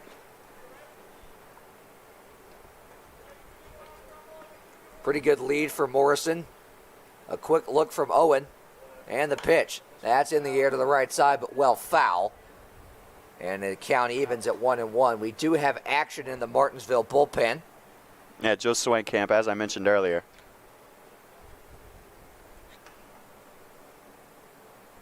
1-1. Breaking ball didn't miss by much, but it missed nonetheless. 2-1. Didn't quite get as much break as he wanted to on that one. And probably why you saw him go back to the rosin bag right there. It's a telltale sign. 2-1. Swing and a miss, 2-2. He's not using Garrett Cole's sticky substance concoction, that's for sure. That's a big swing and a miss from Addison Clark. Way to go back to the fastball after that sequence. I'd expect a change up here. Yeah, you'd think off speed here, 2-2. He's got the sign. Here it comes. Another fastball. Ooh. Looked good from up here, but our home plate umpire agrees with you, a little bit high, and the count goes full.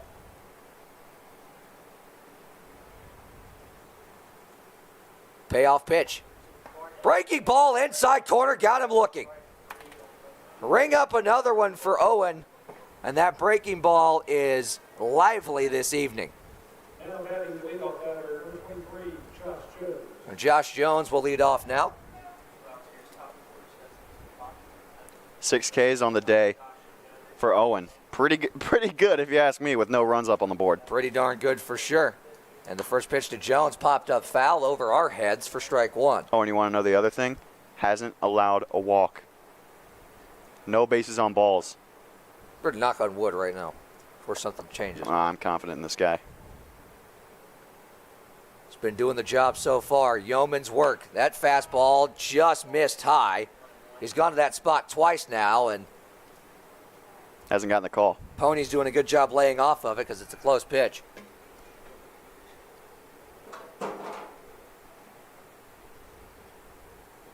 Here comes the 1-1. That's hit in the air foul behind us, 1-2. Jones, third at-bat of the day, singled and struck out swinging in both appearances thus far.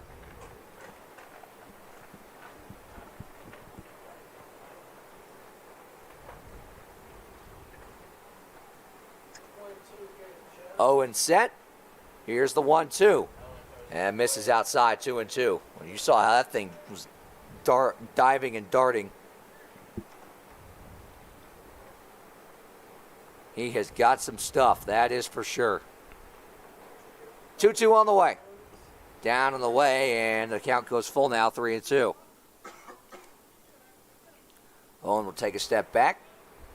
Grab a couple more bits of rosin. Try and get some extra grip on the payoff pitch to Josh Jones, the Martinsville shortstop. A check on the runner, and the payoff. Just missed outside, ball 4. And Graham, you jinxed Oh, what do you it. know? What do you know? We're announcers. That's what we do.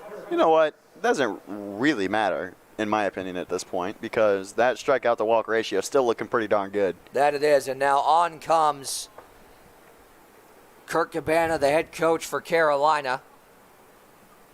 We did have Tainman warming up in the bullpen for the Disco Turkey, so we'll see if he goes to him here or if this is just a mound visit. The only other PO that is in a Disco Turkey uniform tonight is Chase Jesse. I mean, pitcher only for those of you keeping track at home.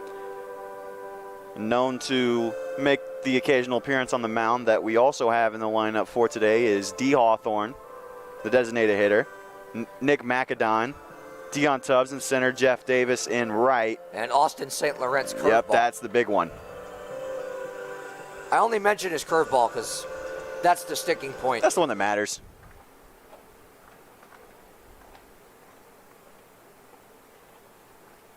So no pitching change. Owen will try and get the final out of the 5th inning here with first and second and 2 down, and Hunter Hutchins in.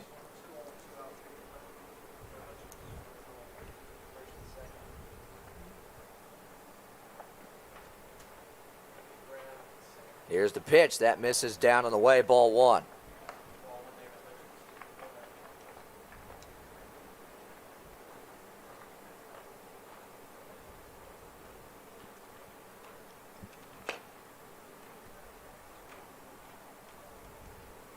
Owen a check on the runner at second. Not once but twice, and the 1-0 is in there, strike one. Yeah, for the first time tonight, it seems like Owen's found a little bit of trouble locating the zone. Good to see him get back in the count there. A really good bounce back pitch right there. Oh, absolutely. He got the sign he wants. And the 1-1. That's hit foul right back to the screen, 1-2. Go,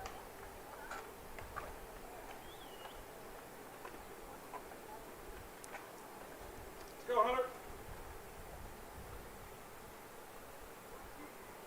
Hutchins digs back into the box. 2 taps of the plate. The 1-2 misses up and away, and the count even now, 2-2.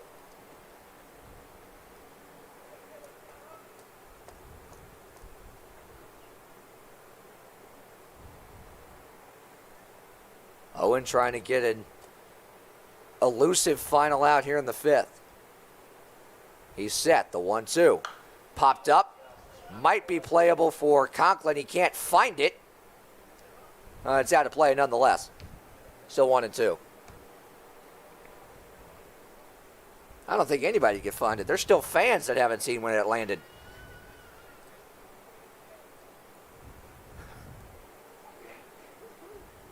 One and two the count. 2-2 the count, excuse me.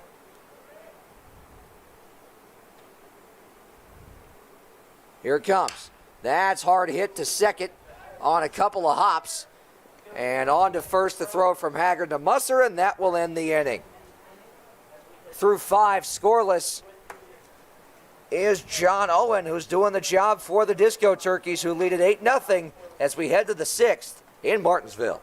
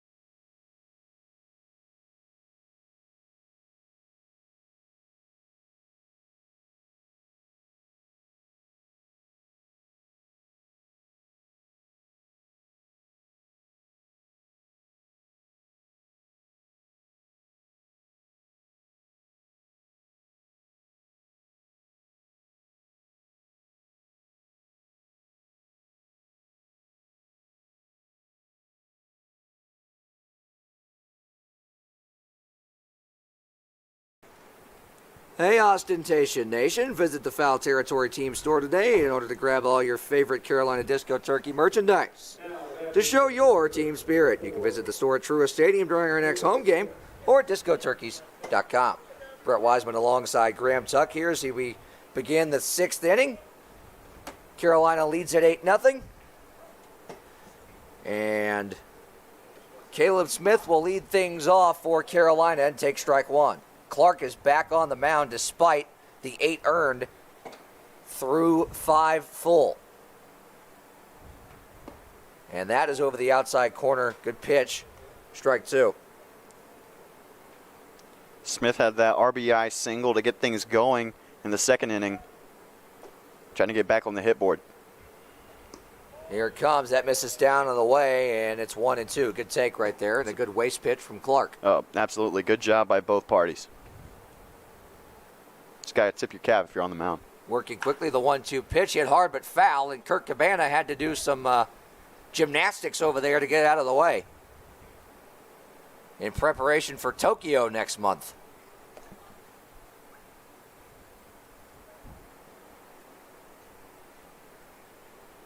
Now that baseball is back in the Olympics, I think it's safe to say Cabana should earn a tryout spot at the very least. He should. And that Olympic roster for the U.S. is actually pretty darn good. I haven't taken a look at it. I think I need to.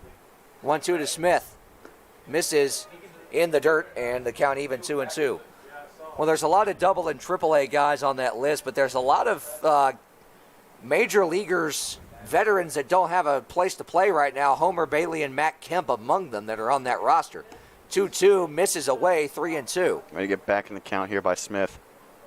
Walks as good as a base hit here if you're the leadoff guy. Matt Wieters is also on that Olympic roster. That's a name I haven't heard in a while. Spent the last 2 years in St. Louis. And that's in the air down the right field line. Well hit, but also well foul. And it would have been a home run had it stayed fair. I don't know about that, but he got a lot of it. He got over the wall. I see it out there in the bullpen. Come on now. Oh, well. Caleb's my boy, but don't fool him. I know it's off camera. That's why I stopped playing baseball, because my depth perception sucks. That's up and outside, ball 4. And Smith takes a walk to lead off the 6th inning. Back to the top of the order, Dion Tubbs now in for his 4th plate appearance. He's popped out twice and then had that triple in the big 2nd inning.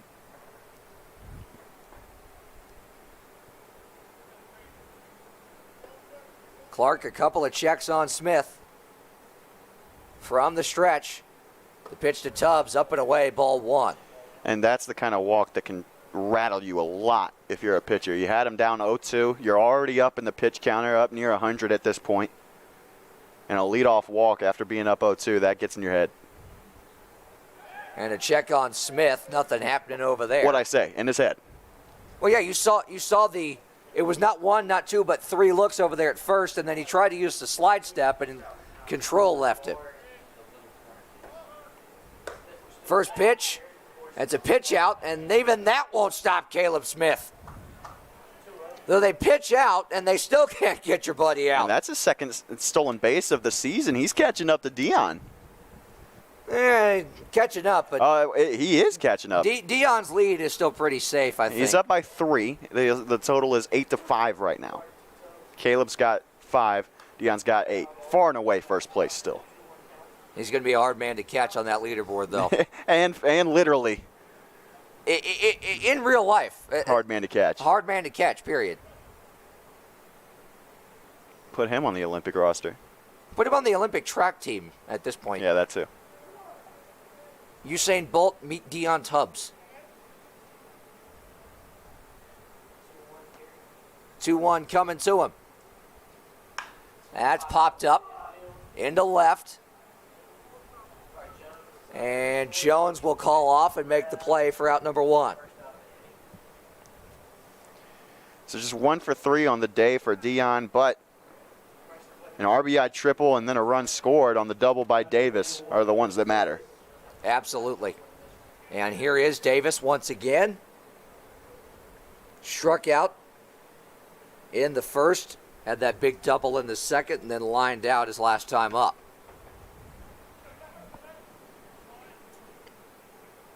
The Reagan High School product.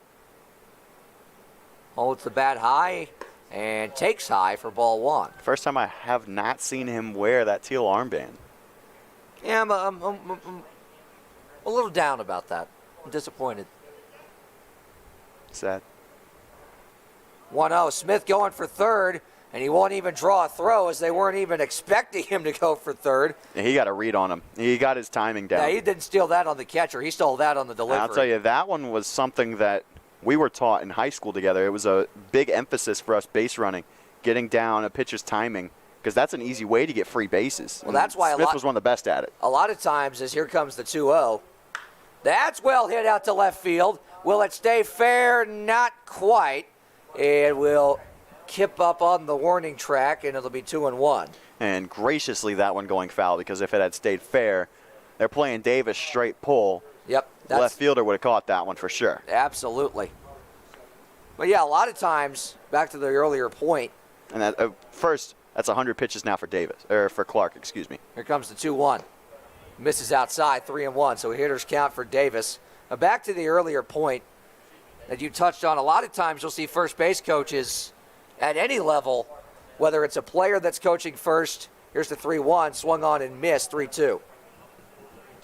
You'll see a first base coach, whether it's a player playing that role at this level or at any level, that'll have a stopwatch that's trying to judge how long it takes from start of motion to the plate. 3-2 coming. In the dirt ball 4, did he go? Yes, he did. So it's a strikeout for out number 2. So now you got St. Laurent at the plate with a runner on third. A pretty big spot for a guy that's been swinging the bat well. Big spot, chance to put a 9th run on the board as that misses low, ball 1. And good block by Morrison. You'd have to think this is Clark's last inning. Oh, absolutely. How about 104 in the pitch count now? 1-0 to St. Laurent. Outside, 2-0.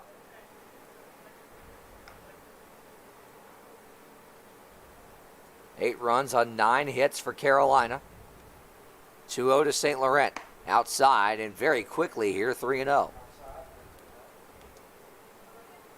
And they don't want to pitch to him, but you don't want to pitch to either of the guys there behind him. You don't want to pitch to the guy behind him either. 3-0. Swing and a miss. Green light, 3-1. I like that. I do too. I'm about it. Especially in the way the game is right now. 3-1. That's well hit down the left field line, but foul. And he got every bit of it and just couldn't keep it fair.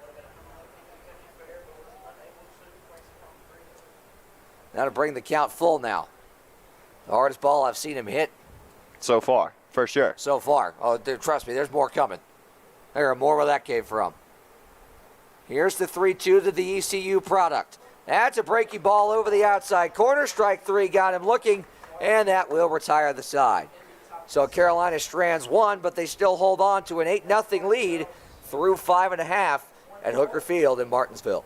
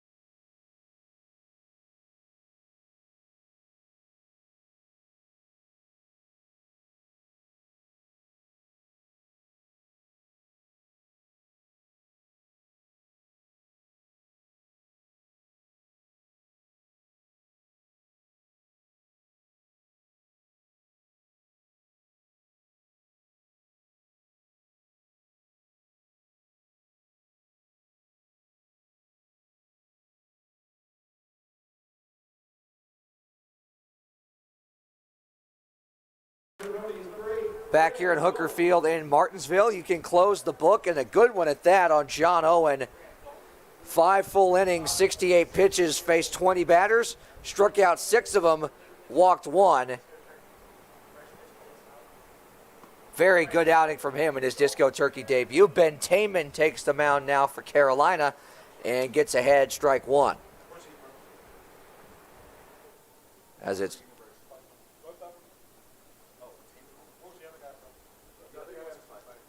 0-1. Misses outside from Taman, and the count even 1-1.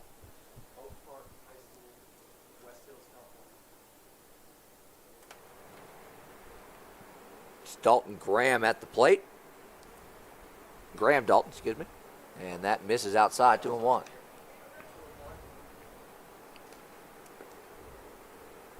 Bottom half of the 6th, and Turkey's holding an 8-0 lead. That misses outside now. Another breaking ball that just missed the outside corner, and it's 3-1.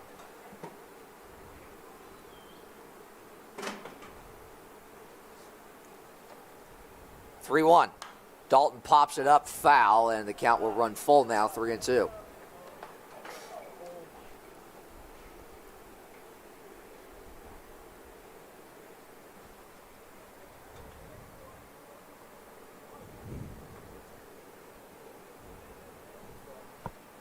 Payoff pitch coming to Dalton. That's well hit out to center, but right at Tubbs, who will settle under it to make the catch for out number 1 in the 6th. It's a good way to start your appearance on the mound if you're Tainman. Tainman's the Disco Turkeys leader in innings pitched this season. That now makes it 17 2/3 after that out. He's also 3rd in ERA, 7.27. He's been the hardest worker on the bump so far for Carolina and gets ahead with a good fastball on the outer edge for strike 1. Oh, and he's also the leader in strikeouts with 17, and he's tied for the leader in wins with 1. As I said, he has been the guy to beat so far and the hardest worker on the mound for Carolina as that one misses outside, 1-1. He gets ground ball outs, he gets strikeouts, he gets people out. That's all that matters, and he eats innings, which is something this club has needed a lot of times as that one misses down on the way, 2-1.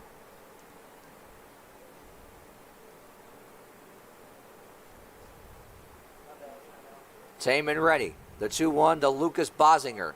Swing and a miss, and a swing and a half at that, and the count evens now, 2-2. As Bosinger tried to hit that one back across the state line. And I think he thought that he clipped the glove of Conklin because he reached back. He did. It didn't look like it from here, though, 2-2. Oh, it didn't to me either, but he was reaching back to make sure if Conklin was okay. At least that's what it looked like to me. Outside, 3-2. No, I saw the same thing. And we can officially say now that Will Clark's day is done on the mound. We just saw him in street clothes.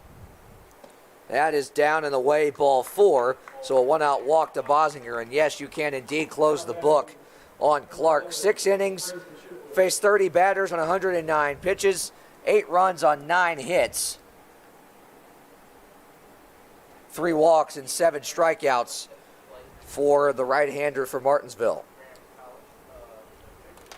A tough day on the mound for him, but importantly for a team like Carolina and Martinsville that's pretty strapped for pitching depth. They got 6 full innings out of him as we got Chitwood at the plate now. And I got to tell you, here in the top of the 6th, Tainman's got to be careful with his pitch count. He's been known to run it up. His highest pitches he's thrown in a single game this year is 120. That's on the ground towards the hole at short. St. Laurent will throw to second for 1. On to first, not in time. It was going to be tough to turn 2 on a ball that deep in the hole, but St. Laurent a good job just to get 1 for out number 2. And honestly, I thought he was just going to go for 1 there. A much sharper turn to get that ball to second, but a good job by the shortstop to make that turn, get that play there in time. And that's a tough play. The way, one way or the other. If you throw to first or second, it's tough. He was shading up the middle, so. Yeah, double depth. That's on the ground towards the hole and through into right field, a base hit. And as I was saying, you got to be careful if you're Tainman. Those first 2, it's gone a different way here so far. in the last 2 at-bats. But first 2 plate appearances this inning for Martinsville both went the distance, full count, 12 pitches through the first 2 batters faced. He's been known to run the pitch count up, so he's got, a solid arm on him. But only one other PO, as we mentioned, in the bullpen. Here's Bennett Noe with 2 on and 1 out, as that's well hit but foul. A hard line drive that was just a couple of inches to the left of the third base bag.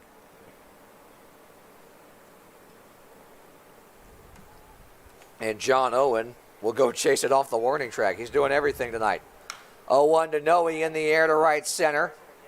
Into the gap. Tubbs will make the play, and Davis had to dive backwards to get out of the way. Nonetheless, it's out number 3, and we're through 6 at Hooker Field with the Disco Turkeys holding an 8-0 lead.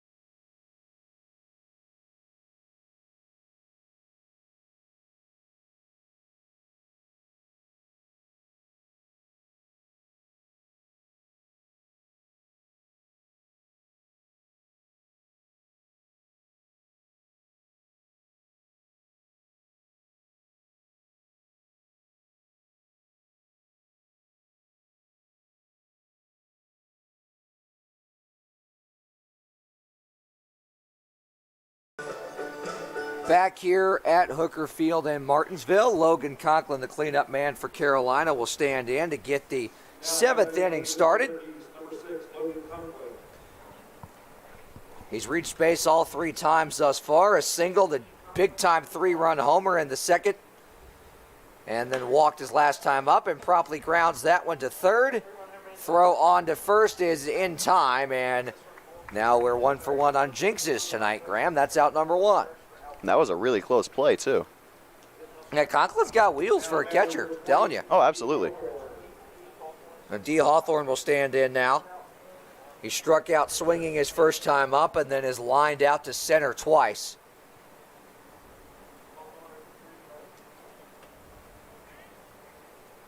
And a new guy on the mound for Martinsville, as that one's hit foul for strike 1. It's Joe Swainkamp, number 6 for Martinsville, that's on the mound.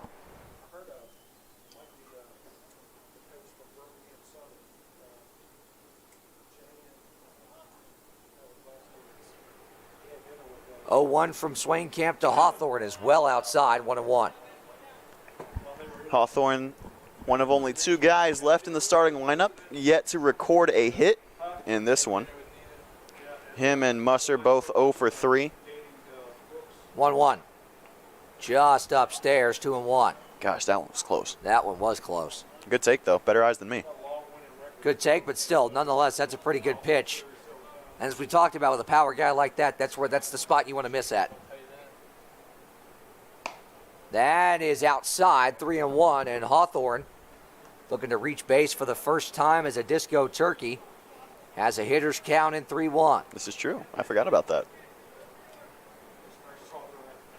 Here it comes. That's on the ground, foul. Good cut, though, and the count goes full 3-2. And again, John Owen will make the trek out on the warning track as it's now rolled into fair territory. So we'll have to wait on number 31 to pick that one up. Good day on the mound from him, and he's getting his cardio in as well. 3 hits through 20 plate appearances. I think he can work with that. Payoff pitch to Hawthorne outside, ball 4. And D. Hawthorne on base for the first time as a Carolina Disco Turkey. And he's got a 1-out walk and a 1-out base runner for Carolina. And that'll bring in Nick Macadon. A double, a pop out to the mound, and Clark, and a single to his credit. 1 RBI, 2 runs scored.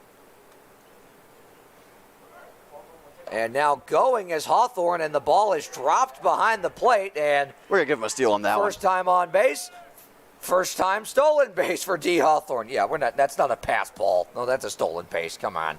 We're not taking that from him. It is a strike called against Macadon, though.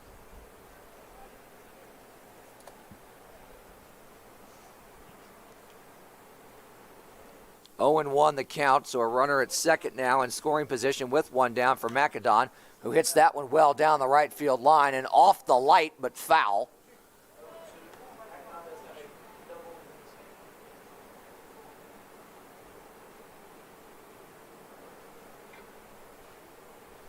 Come on, Nick. So 0-2 on Macadon. I want to see D come around to score. Come on, Nick. It's about the one thing we haven't seen tonight that we've wanted to. Or Mustard getting a hit. That too. That's in the air to right. Should be playable, and the catch is made in right. Hawthorne bluffed the tag and wisely went back. He probably could have made it. I don't know. Bluffing the tag is the right move, though, because it draws a throw that the right fielder might not have been expecting to make. That's Steens out there in right field, by the way. We've got a gaggle of defensive substitutions for the Ponies, so we'll let you know those as they come to the plate. So many that we couldn't get them all down in between the innings. Oh, believe me, we tried.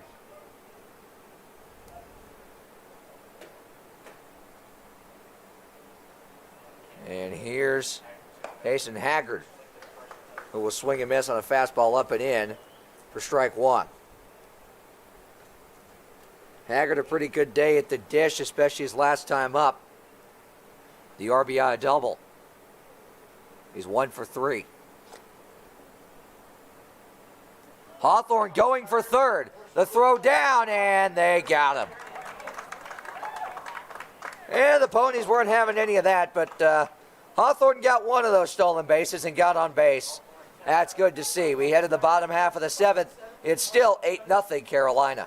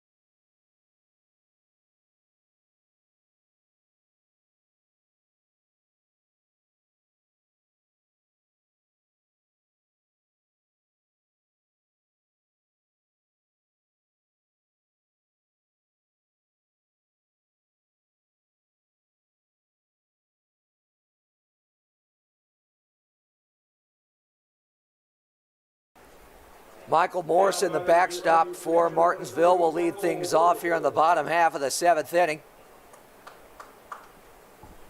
His 3rd plate appearance thus far. He reached on an error in the 1st and walked. That's well hit down the right field line, but it'll get out of play for strike 1 as Ben Taman's on for a 2nd inning of work.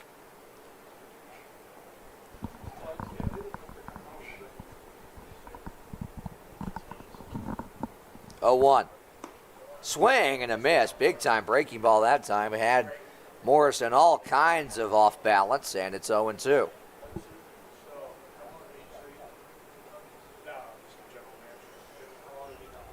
Here comes the 0-2. That misses in the dirt. Couldn't get him to chase. 1-2. Pretty good waste pitch, though. Okay with that pitch if I'm Tainman. Or if I'm Kirk Cabana, for that matter. I'm ready to say, if I'm Kirk Cabana, I'm very much okay with that pitch. 1-2. Didn't miss by much, outside and low, and it comes even 2-2.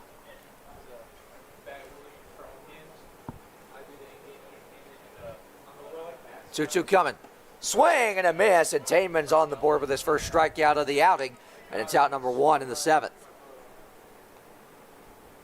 Now batting for your Ponies, number 16, the left fielder. And that now extends his lead for strikeouts on the mound with the team with 18 now. And now here's one of those subs we were telling you about. It's the new left fielder for Martinsville. It's Nick O'Dare. His first plate appearance, and that one misses outside, ball 1.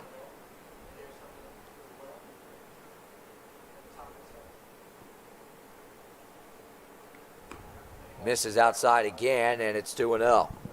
O'Dare coming in for Addison Clark. Clark had struck out twice before being replaced.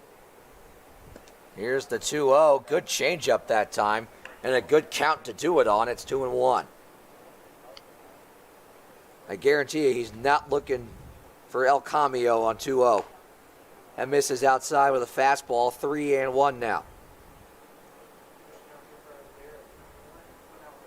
Hitters count for O'Dare. Here comes the 3-1. That's on the ground at first. Musser will stab it on the backhand. Going to be a tough play, not in time. Now I'm going to tell you, I'm charging that as an error to Musser. That should. Yeah, he did not jump. He did not get a fast enough jump over there at first base. He did not realize how slowly that ball was hit, and it was hit pretty slowly. And on turf, it's not going to roll nearly as fast as it would on grass. You got to make that play if you're DJ Musser. Got to. That's now 4 errors in the contest for the Carolina. Surprisingly, 4 errors and 2 walks. They've been able to work their way around them.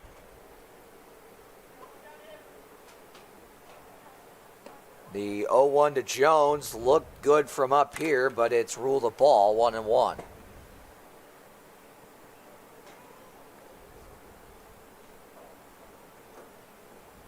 One is in the dirt, 2-1. In the turf. Yes, correct. I'm just conditioned to say dirt, okay? Oh, I can't blame you. 2-1 coming.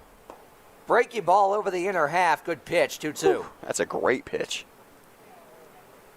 And the shadows finally starting to cover the scoreboard out there in left field. You can see that big 6 up there in the top of the 2nd for Carolina. That's well hit out to deep center. Tubbs racing back on his horse. He won't get there. It's off the base of the wall. And it'll be 2nd and 3rd now with 1 out as the ball gets away. But not for long as it's recovered by St. Laurent on the throwback in. Sounded like he might have gotten enough of it. Not quite, though. Now, I tell you, that's the effect that you have when you have a reputation in the field. Because O'Dare knows that Tubbs can run out there in center. So he was not. He was only halfway to 2nd by the time that ball dropped on the warning track.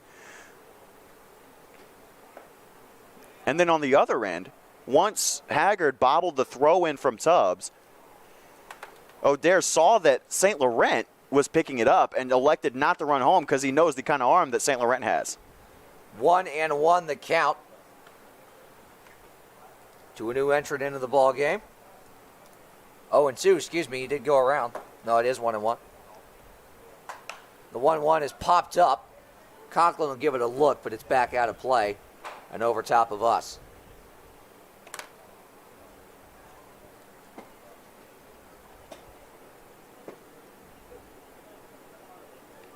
Pinnell into the ball game, wearing number 14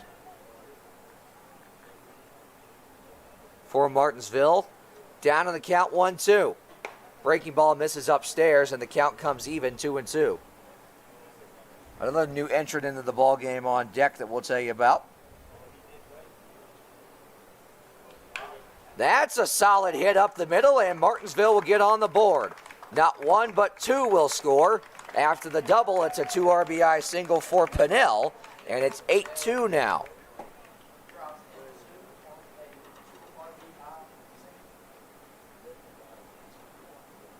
This is a good piece of hitting there. 2-2 count. You know what you're looking for. He saw it, got a round on it, puts it right back up the middle.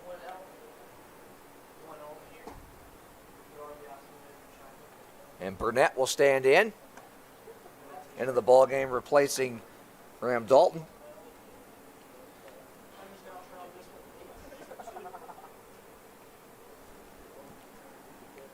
And he's behind in the count, 0-1. As a hit and run on that time as he's swinging away, and the runner going for second in Pinnell. But it's out of play, 0-2. Not the worst idea, down 6. The 6 hits on the board, though, for the Ponies.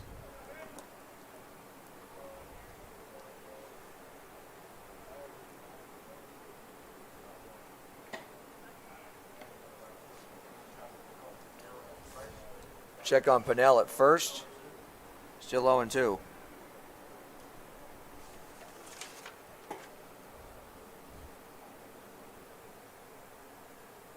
That is in the air out to right. Davis after it. He'll get under it to make the play for out number 2. And I'll tell you, this is the first time I felt like a defensive half of an inning has been long for Carolina. And that's good, because coming into this one, the Carolina Disco Turkeys have had a lot of those on the defensive end, long innings where they've just given up base after base after base. Finally starting to turn things around here tonight. So 2 down now in the bottom half of the 7th, and Rowe steps in, pops that one up, and out of play to the right. Rowe, another new entrant into the ball game. He's taken over at first base.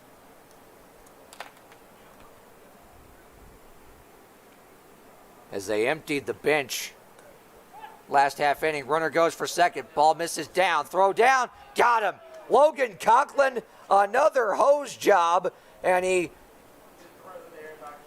shrugs to the dugout like, you can't run on me. Just don't do it. Don't even think about it. I've missed that behind the plate. Love to see that from the number 6 jersey.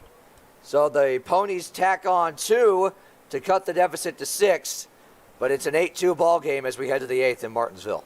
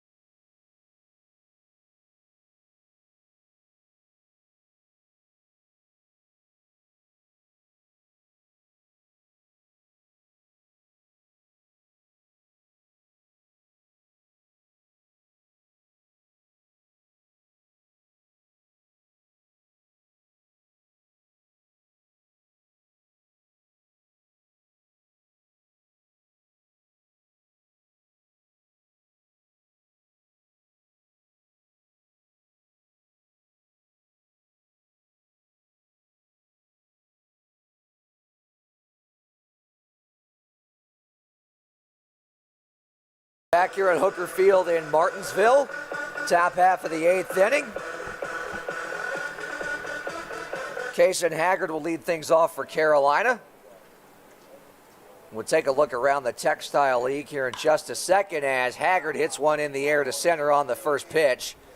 Play to be made there. 1 pitch, 1 out to begin the 8th for Carolina. Only one other game was supposed to be in progress. Well, technically 2. The Greensboro Monarchs and Catawba Valley Stars were set to play a doubleheader. We don't have anything in the book on that yet. That's Carolina's next opponent coming up Thursday from the Gate City of Greensboro. The Monarchs home opener that will be, and we'll have it for you here on the Disco Turkey YouTube, and then Saturday night. Thursday night. Back in Boone Saturday night. Right. After that one was a house of horrors last weekend for Carolina. And both of those games are important, really. Big time important in the standings. Boone, the top dog in the Textile League right now. And Greensboro trying to find their footing with not a whole lot of games on the ledger thus far. Only one. And it was against these Martinsville Ponies, and they got blown out 13-0. Looking to improve on that. 2-1's the count to Musser, and that is over the outside corner for strike 2 from Swain Camp. So you want to go through the standings real quick while we got some time? Let's go for it.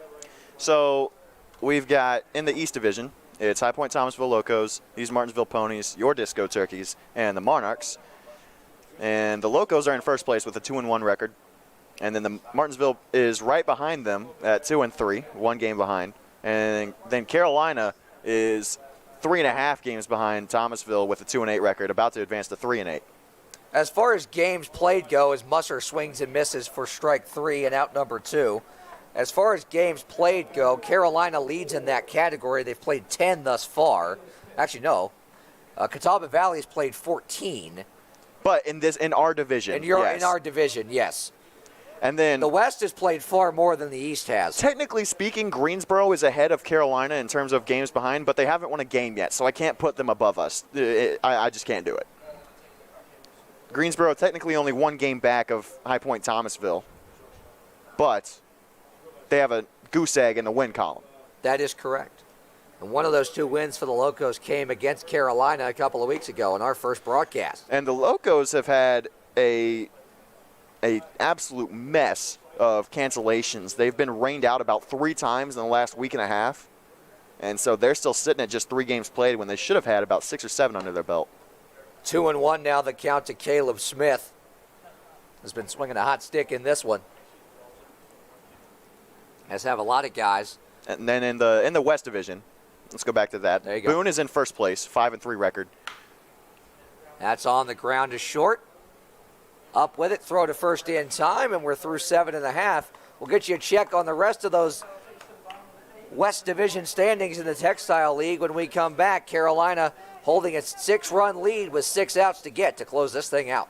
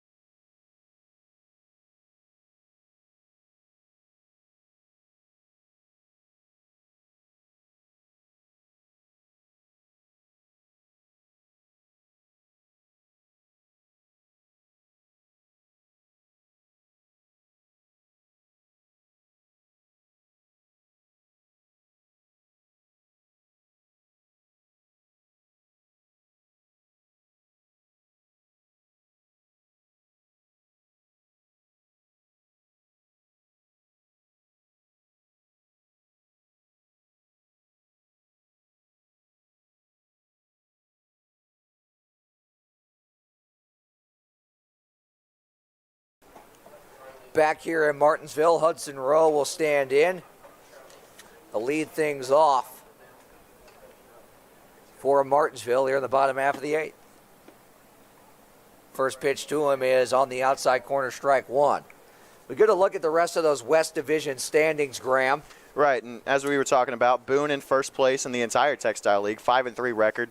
They've been rolling after they started the year just 1-3. Yeah, they're on that 4-game win streak. And Statesville, go ahead. One of them came in that downpour of offense and rain in Boone, as that one misses down to the way 2-1 last Friday night. Right, and that's not one we want to revisit, really. It was just a poor showing all around from Carolina. But Statesville is in second, right behind them, just 1 game behind, 4-4 record. One of only three teams, in the Textile League that's at 500 or better. And then in third and last in the West Division is Catawba Valley Stars. They've got a record of 3-11, 5 games back of first place, and far and away the worst record in the Textile League. And that misses down 3-2.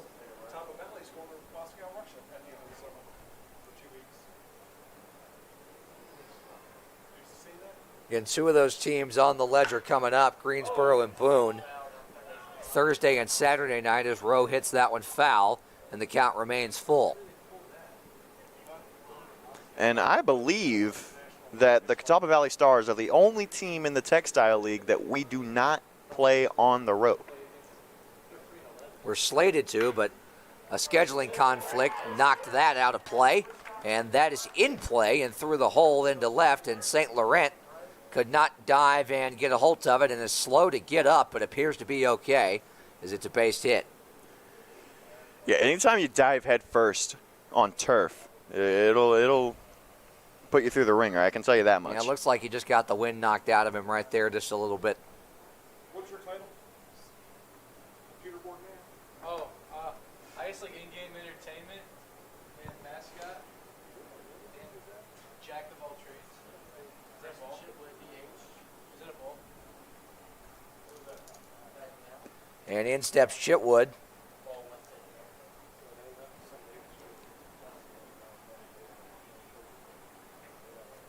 1-0 the count to him. Tainman remains on the bump, and that misses up and away, still 2-0. And I'll tell you, if you look at the line score, you would not expect for Carolina to be up by as much as they are. Only out hitting Martinsville by 2. They've got 4 errors on the board to Martinsville's none. That is over the outside quarter for strike one. And yet they hold a 6-run lead. Baseball's a weird game in that regard. All courtesy of that big top of the second. That is the difference in the ball game for sure right now, and an inning that hopefully will pole vault this ball club far beyond tonight, as that is strike 3 called on the inside corner. So Chitwood goes down looking. And now Matt Rivers will stand in with 1 down in the inning.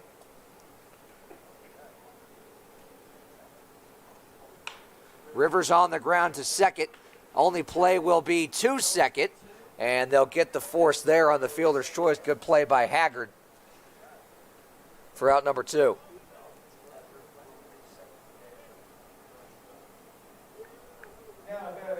And I'll gladly take that swap between runners on first. Rowe for Rivers.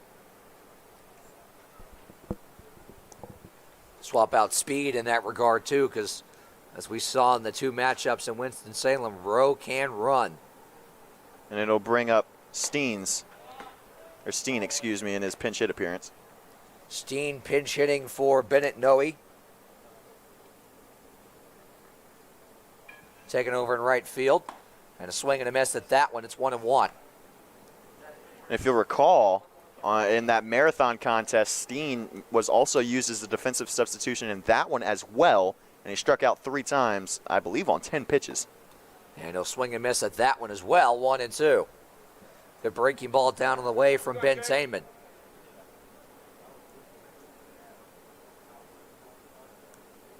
One, 2 with 2 outs. Good pitch, but a good take as well, and the count evens 2-2.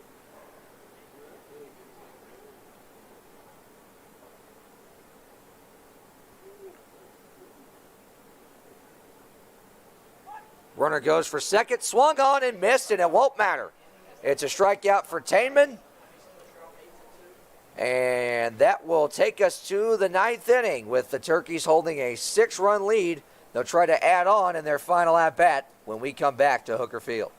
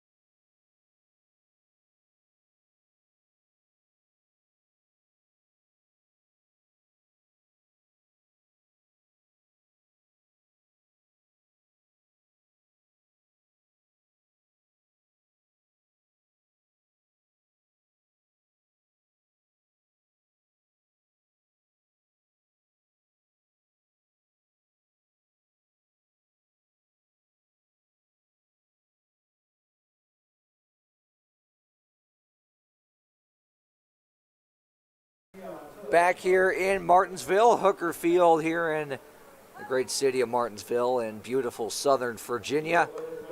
Carolina Disco Turkeys holding a 6-run lead as we head to the top of the 9th in the final round of at-bats, hopefully, barring anything unforeseen for the Disco Turkeys. This is the first time that the Disco Turkeys have held a lead in 9 days. So that's big. This would be a really big victory for Carolina. That is on the outside corner for strike one to Dion Tubbs. Come on, Tubb.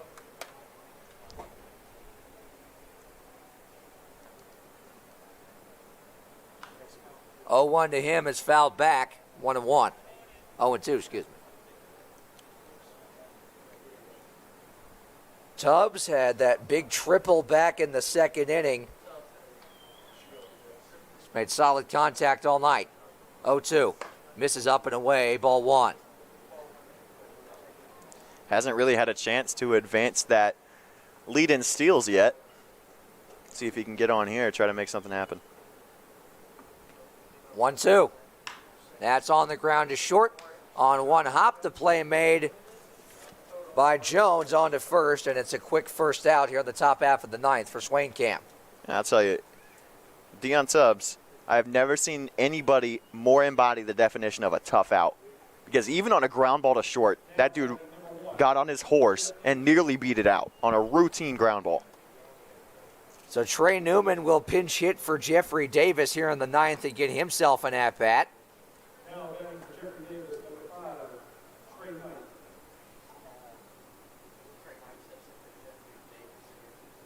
Trey Newman.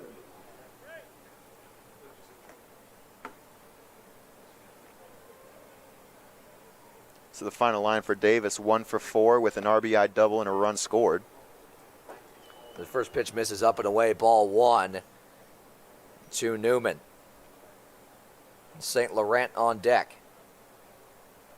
1-0. That is over the outside corner for strike one, and the count evens up at 1-1.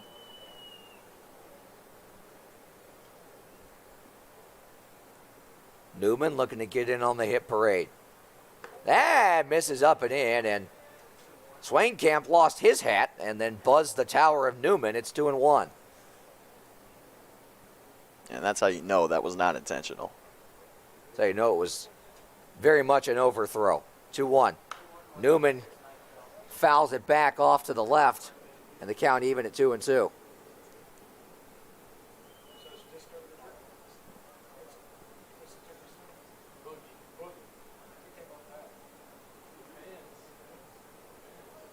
Two and two to count to Trey Newman. Outside, 3-2. Pretty good at bat for him, and what will more than likely be his only one of the evening. Well, let's hope it's his only one. Jeez. Unless we bat around here in the ninth. Yeah, exactly. 3-2. That's in the air. Shallow right. Should be playable. Making the call out there Steen is making the Steen catch. for out number 2. And that'll bring up St. Laurent.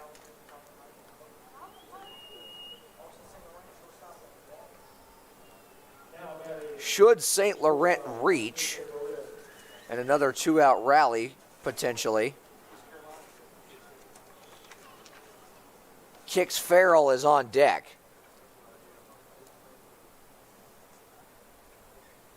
In Conklin's spot, and that is in for strike 1.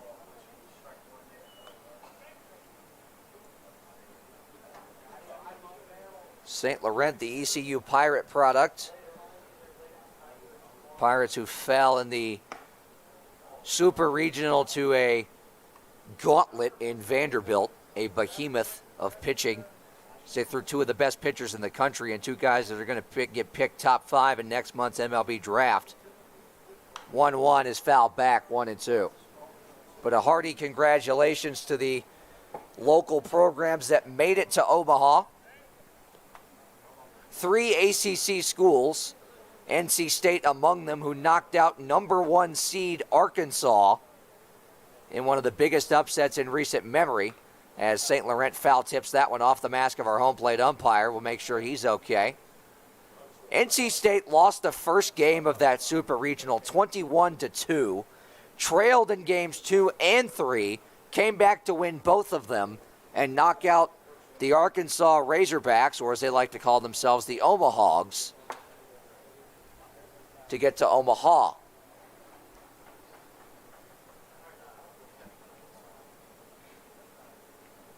Virginia, the other ACC school to make it. 1-2 to St. Laurent. That's well hit through the hole, base hit, and Kix Farrell will indeed get an at-bat as St. Laurent has his second hit of the ball game. And St. Laurent, Mr. 2-out rally today. He got it started with that walk in the second.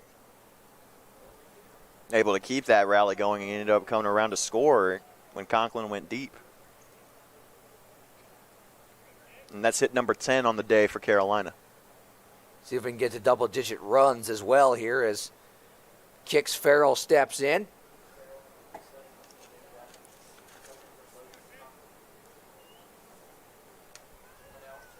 Does not have an official at-bat on the year, but does have an RBI. He fouls that one back for strike 1.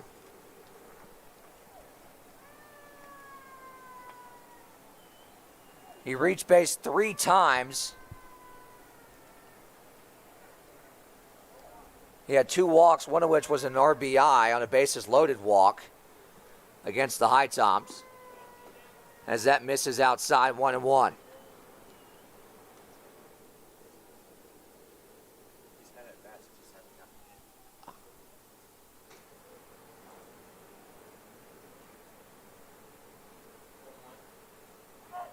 Runner goes for second. Pitch misses down. St. Laurent is safe, and he steals second now with 2 down.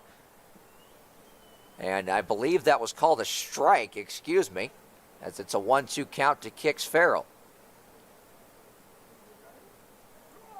D. Hawthorne on deck. Let's say we get him one more at-bat. See I if agree. Kix can keep this thing going. 1-2. Misses away, and the count evens now 2-2. And the other thing to note about that last base hit from St. Laurent is that it keeps alive his 500 average on the year. That it does. 2 for 4 today. There's a reason he plays at a program the caliber of East Carolina. That misses in the turf, and that is ball 4. So D. Hawthorne will indeed get one more at-bat as Farrell is aboard with a walk.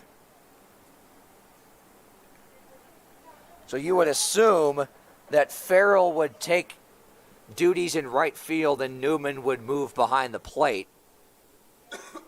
defensively in the next half inning. However, Farrell's not really an outfielder, but then again, neither is Caleb Smith, so And we we saw shall how see. that went. We shall see.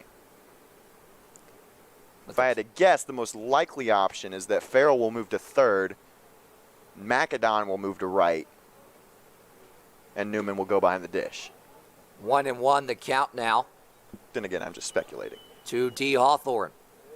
Looking for his first hit as a Disco Turkey. Had his first appearance on base and stole second and then was caught stealing at third. That misses up and in, 2-1. He had his first appearance on base, his first stolen base, and his first time caught stealing, all in the same plate appearance. Now he just needs his first hit. 2-1. And his first RBI. Out and away, 3-1. And Swainkamp is having trouble finding the plate here with 2 down in the top half of the ninth. He's already up to 45 pitches after this next one. Hitters count for Hawthorne. Swing and a pop fly, and that will get out of play, and the count goes full now, 3-2. He just got under that one, got all of it, but sent it skyward rather than outward. Now you said it, he got under it. You can see where he was trying to go with it. Lights have come on here at Hooker Field.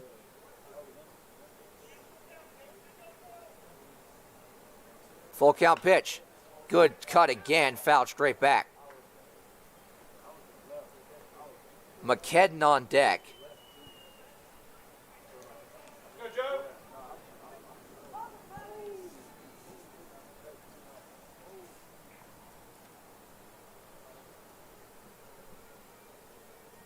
Three-two coming.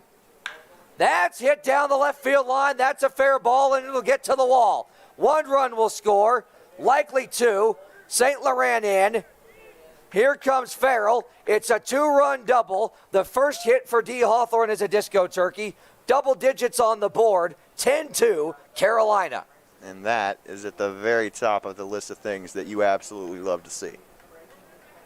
I think we could finally check off the list of everything we wanted to see tonight. Except for DJ Musser getting a hit. Yep. And Nick Macadon will try and keep the 2-out rally going So he'll get his chance, hopefully. with Haggard on deck and then Musser in the hole. And that's outside for ball 1. And something to note, every single run that the Disco Turkeys have scored tonight has been with 2 outs. So they have definitely fixed the problem with stranding runners. That is over the outside corner, strike 1. Only 2 stranded tonight and 10 runs scored with 2 outs. That's an amazing number. It's almost like we have been talking about it. You know, you can't win ball games when you're stranding 10 runners per game. Up and away, 2-1 to McKedden.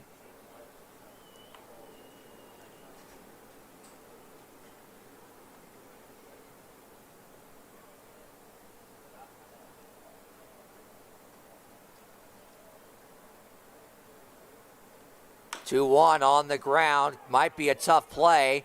Jones throw to first. Good play in time, and that will retire the side. And D. Hawthorne a 2-run double to push the Disco Turkey line score to double-digit.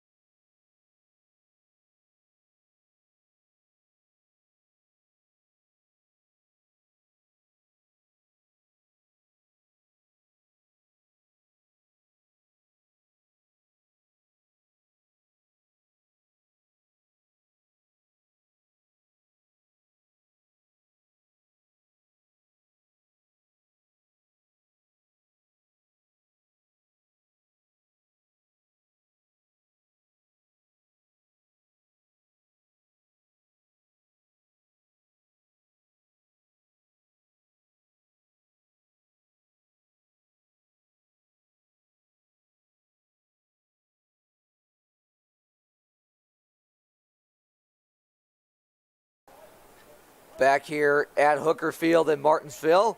Michael Morrison will lead off the last half of the ninth, and that one's in the air on the first pitch out to left center. Tubbs will call off Smith and make the play for out number 1. So it's a quick one pitch out to start the ninth for Ben Tainman. Nick O'Dare will get his second at-bat of the evening. Reached on an error in his only other appearance at this point. That he did. One of the only 2 runs. That was on the single from Pinnell, who pinch hit for Hutchins. First pitch to O'Dare, misses down and in, ball 1.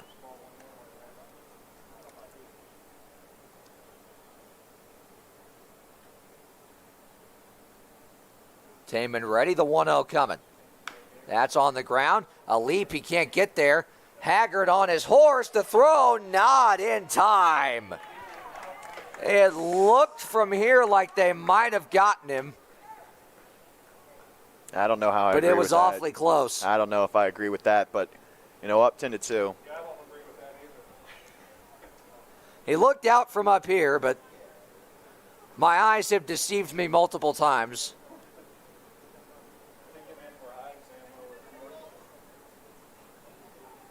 So a 1-out base runner for Martinsville as O'Dare is on with an infield single. And Josh Jones stems in now, a 1-0 count to him. And that's hard hit on the ground to short. The second, this might do it. 4, 6, 3, double play, ball game, and the Disco Turkeys are back in the win column. That's a big, big win for momentum in this one, and it's on the heels of the great performance from the starting pitcher, John Owen. Just absolutely rode the momentum, but so many guys to thank for this one if you're looking at it from Carolina's perspective. As I said, great to get back in the win column, and even better is preventing Martinsville from getting back to 500 and lengthening their lead over Carolina between the second and third spots in the division. Well, Graham, how about we get into the rundown in the roost, shall we? Yeah, first time we've had one of these in a while. That we have, and it's a happy handshake line out there for Carolina. Ben Tainman was certainly pumped, and he did a good job coming in the middle innings and eating it up and getting this thing to the conclusion. But you said it, John Owen, and Austin St. Laurent just had a backflip. What can he do? What can he not do? I thought that was Kirk Cabana's thing, but at this point, Austin St. Laurent could pitch and bat at the same time. He's like Bugs Bunny. Oh, goodness. And it was a phenomenal game. We'll get this along quickly so that we can get out of here. However, you got to say, they executed all of the keys to the game. They pounded the strike zone. They were confident on the mound. They didn't let the errors in the field come back to bite them. They jumped out early, got an early lead in the second inning, courtesy of 6 runs on the board. All with 2 outs. All with 2 outs, mind you, every single run, all 10 for Carolina coming with 2 outs tonight. Phenomenal. Didn't strand hardly any runners. I believe they only stranded 2 the entire game. Sorry, 3. D. Hawthorne got stranded in the last inning. 3 runners stranded the entire game compared to 10 runs scored with 2 outs. That's how you win a ball game. That's the big number for me right there is 10 runs with 2 outs. Yeah, absolutely. It's a phenomenal number, and it's not one you see that often, and the likes of which we might not see again this summer. Right. But and a much-needed offensive breakout for this ball club. Right. Now I'm gonna have to give my player of the game honors to Logan Conklin after that 3-run shot that he had in the second inning, bringing in the 4th, 5th, and 6th runs of the inning. And that broke it open right there. Oh, absolutely. He went 2 for 3 on the day, 3 RBIs. Came around to score twice. Kix Farrell scored in his place in the 9th inning. Just a phenomenal day from Logan Conklin, and threw out 1 runner behind the dish. All in all, a good day for Logan Conklin and everybody in powder blue and orange, and a good day for us in the booth. For Brian Coleman on graphics, Graham Tuck on the color commentary, Brett Wiseman saying so long. We'll see you Thursday night from Green.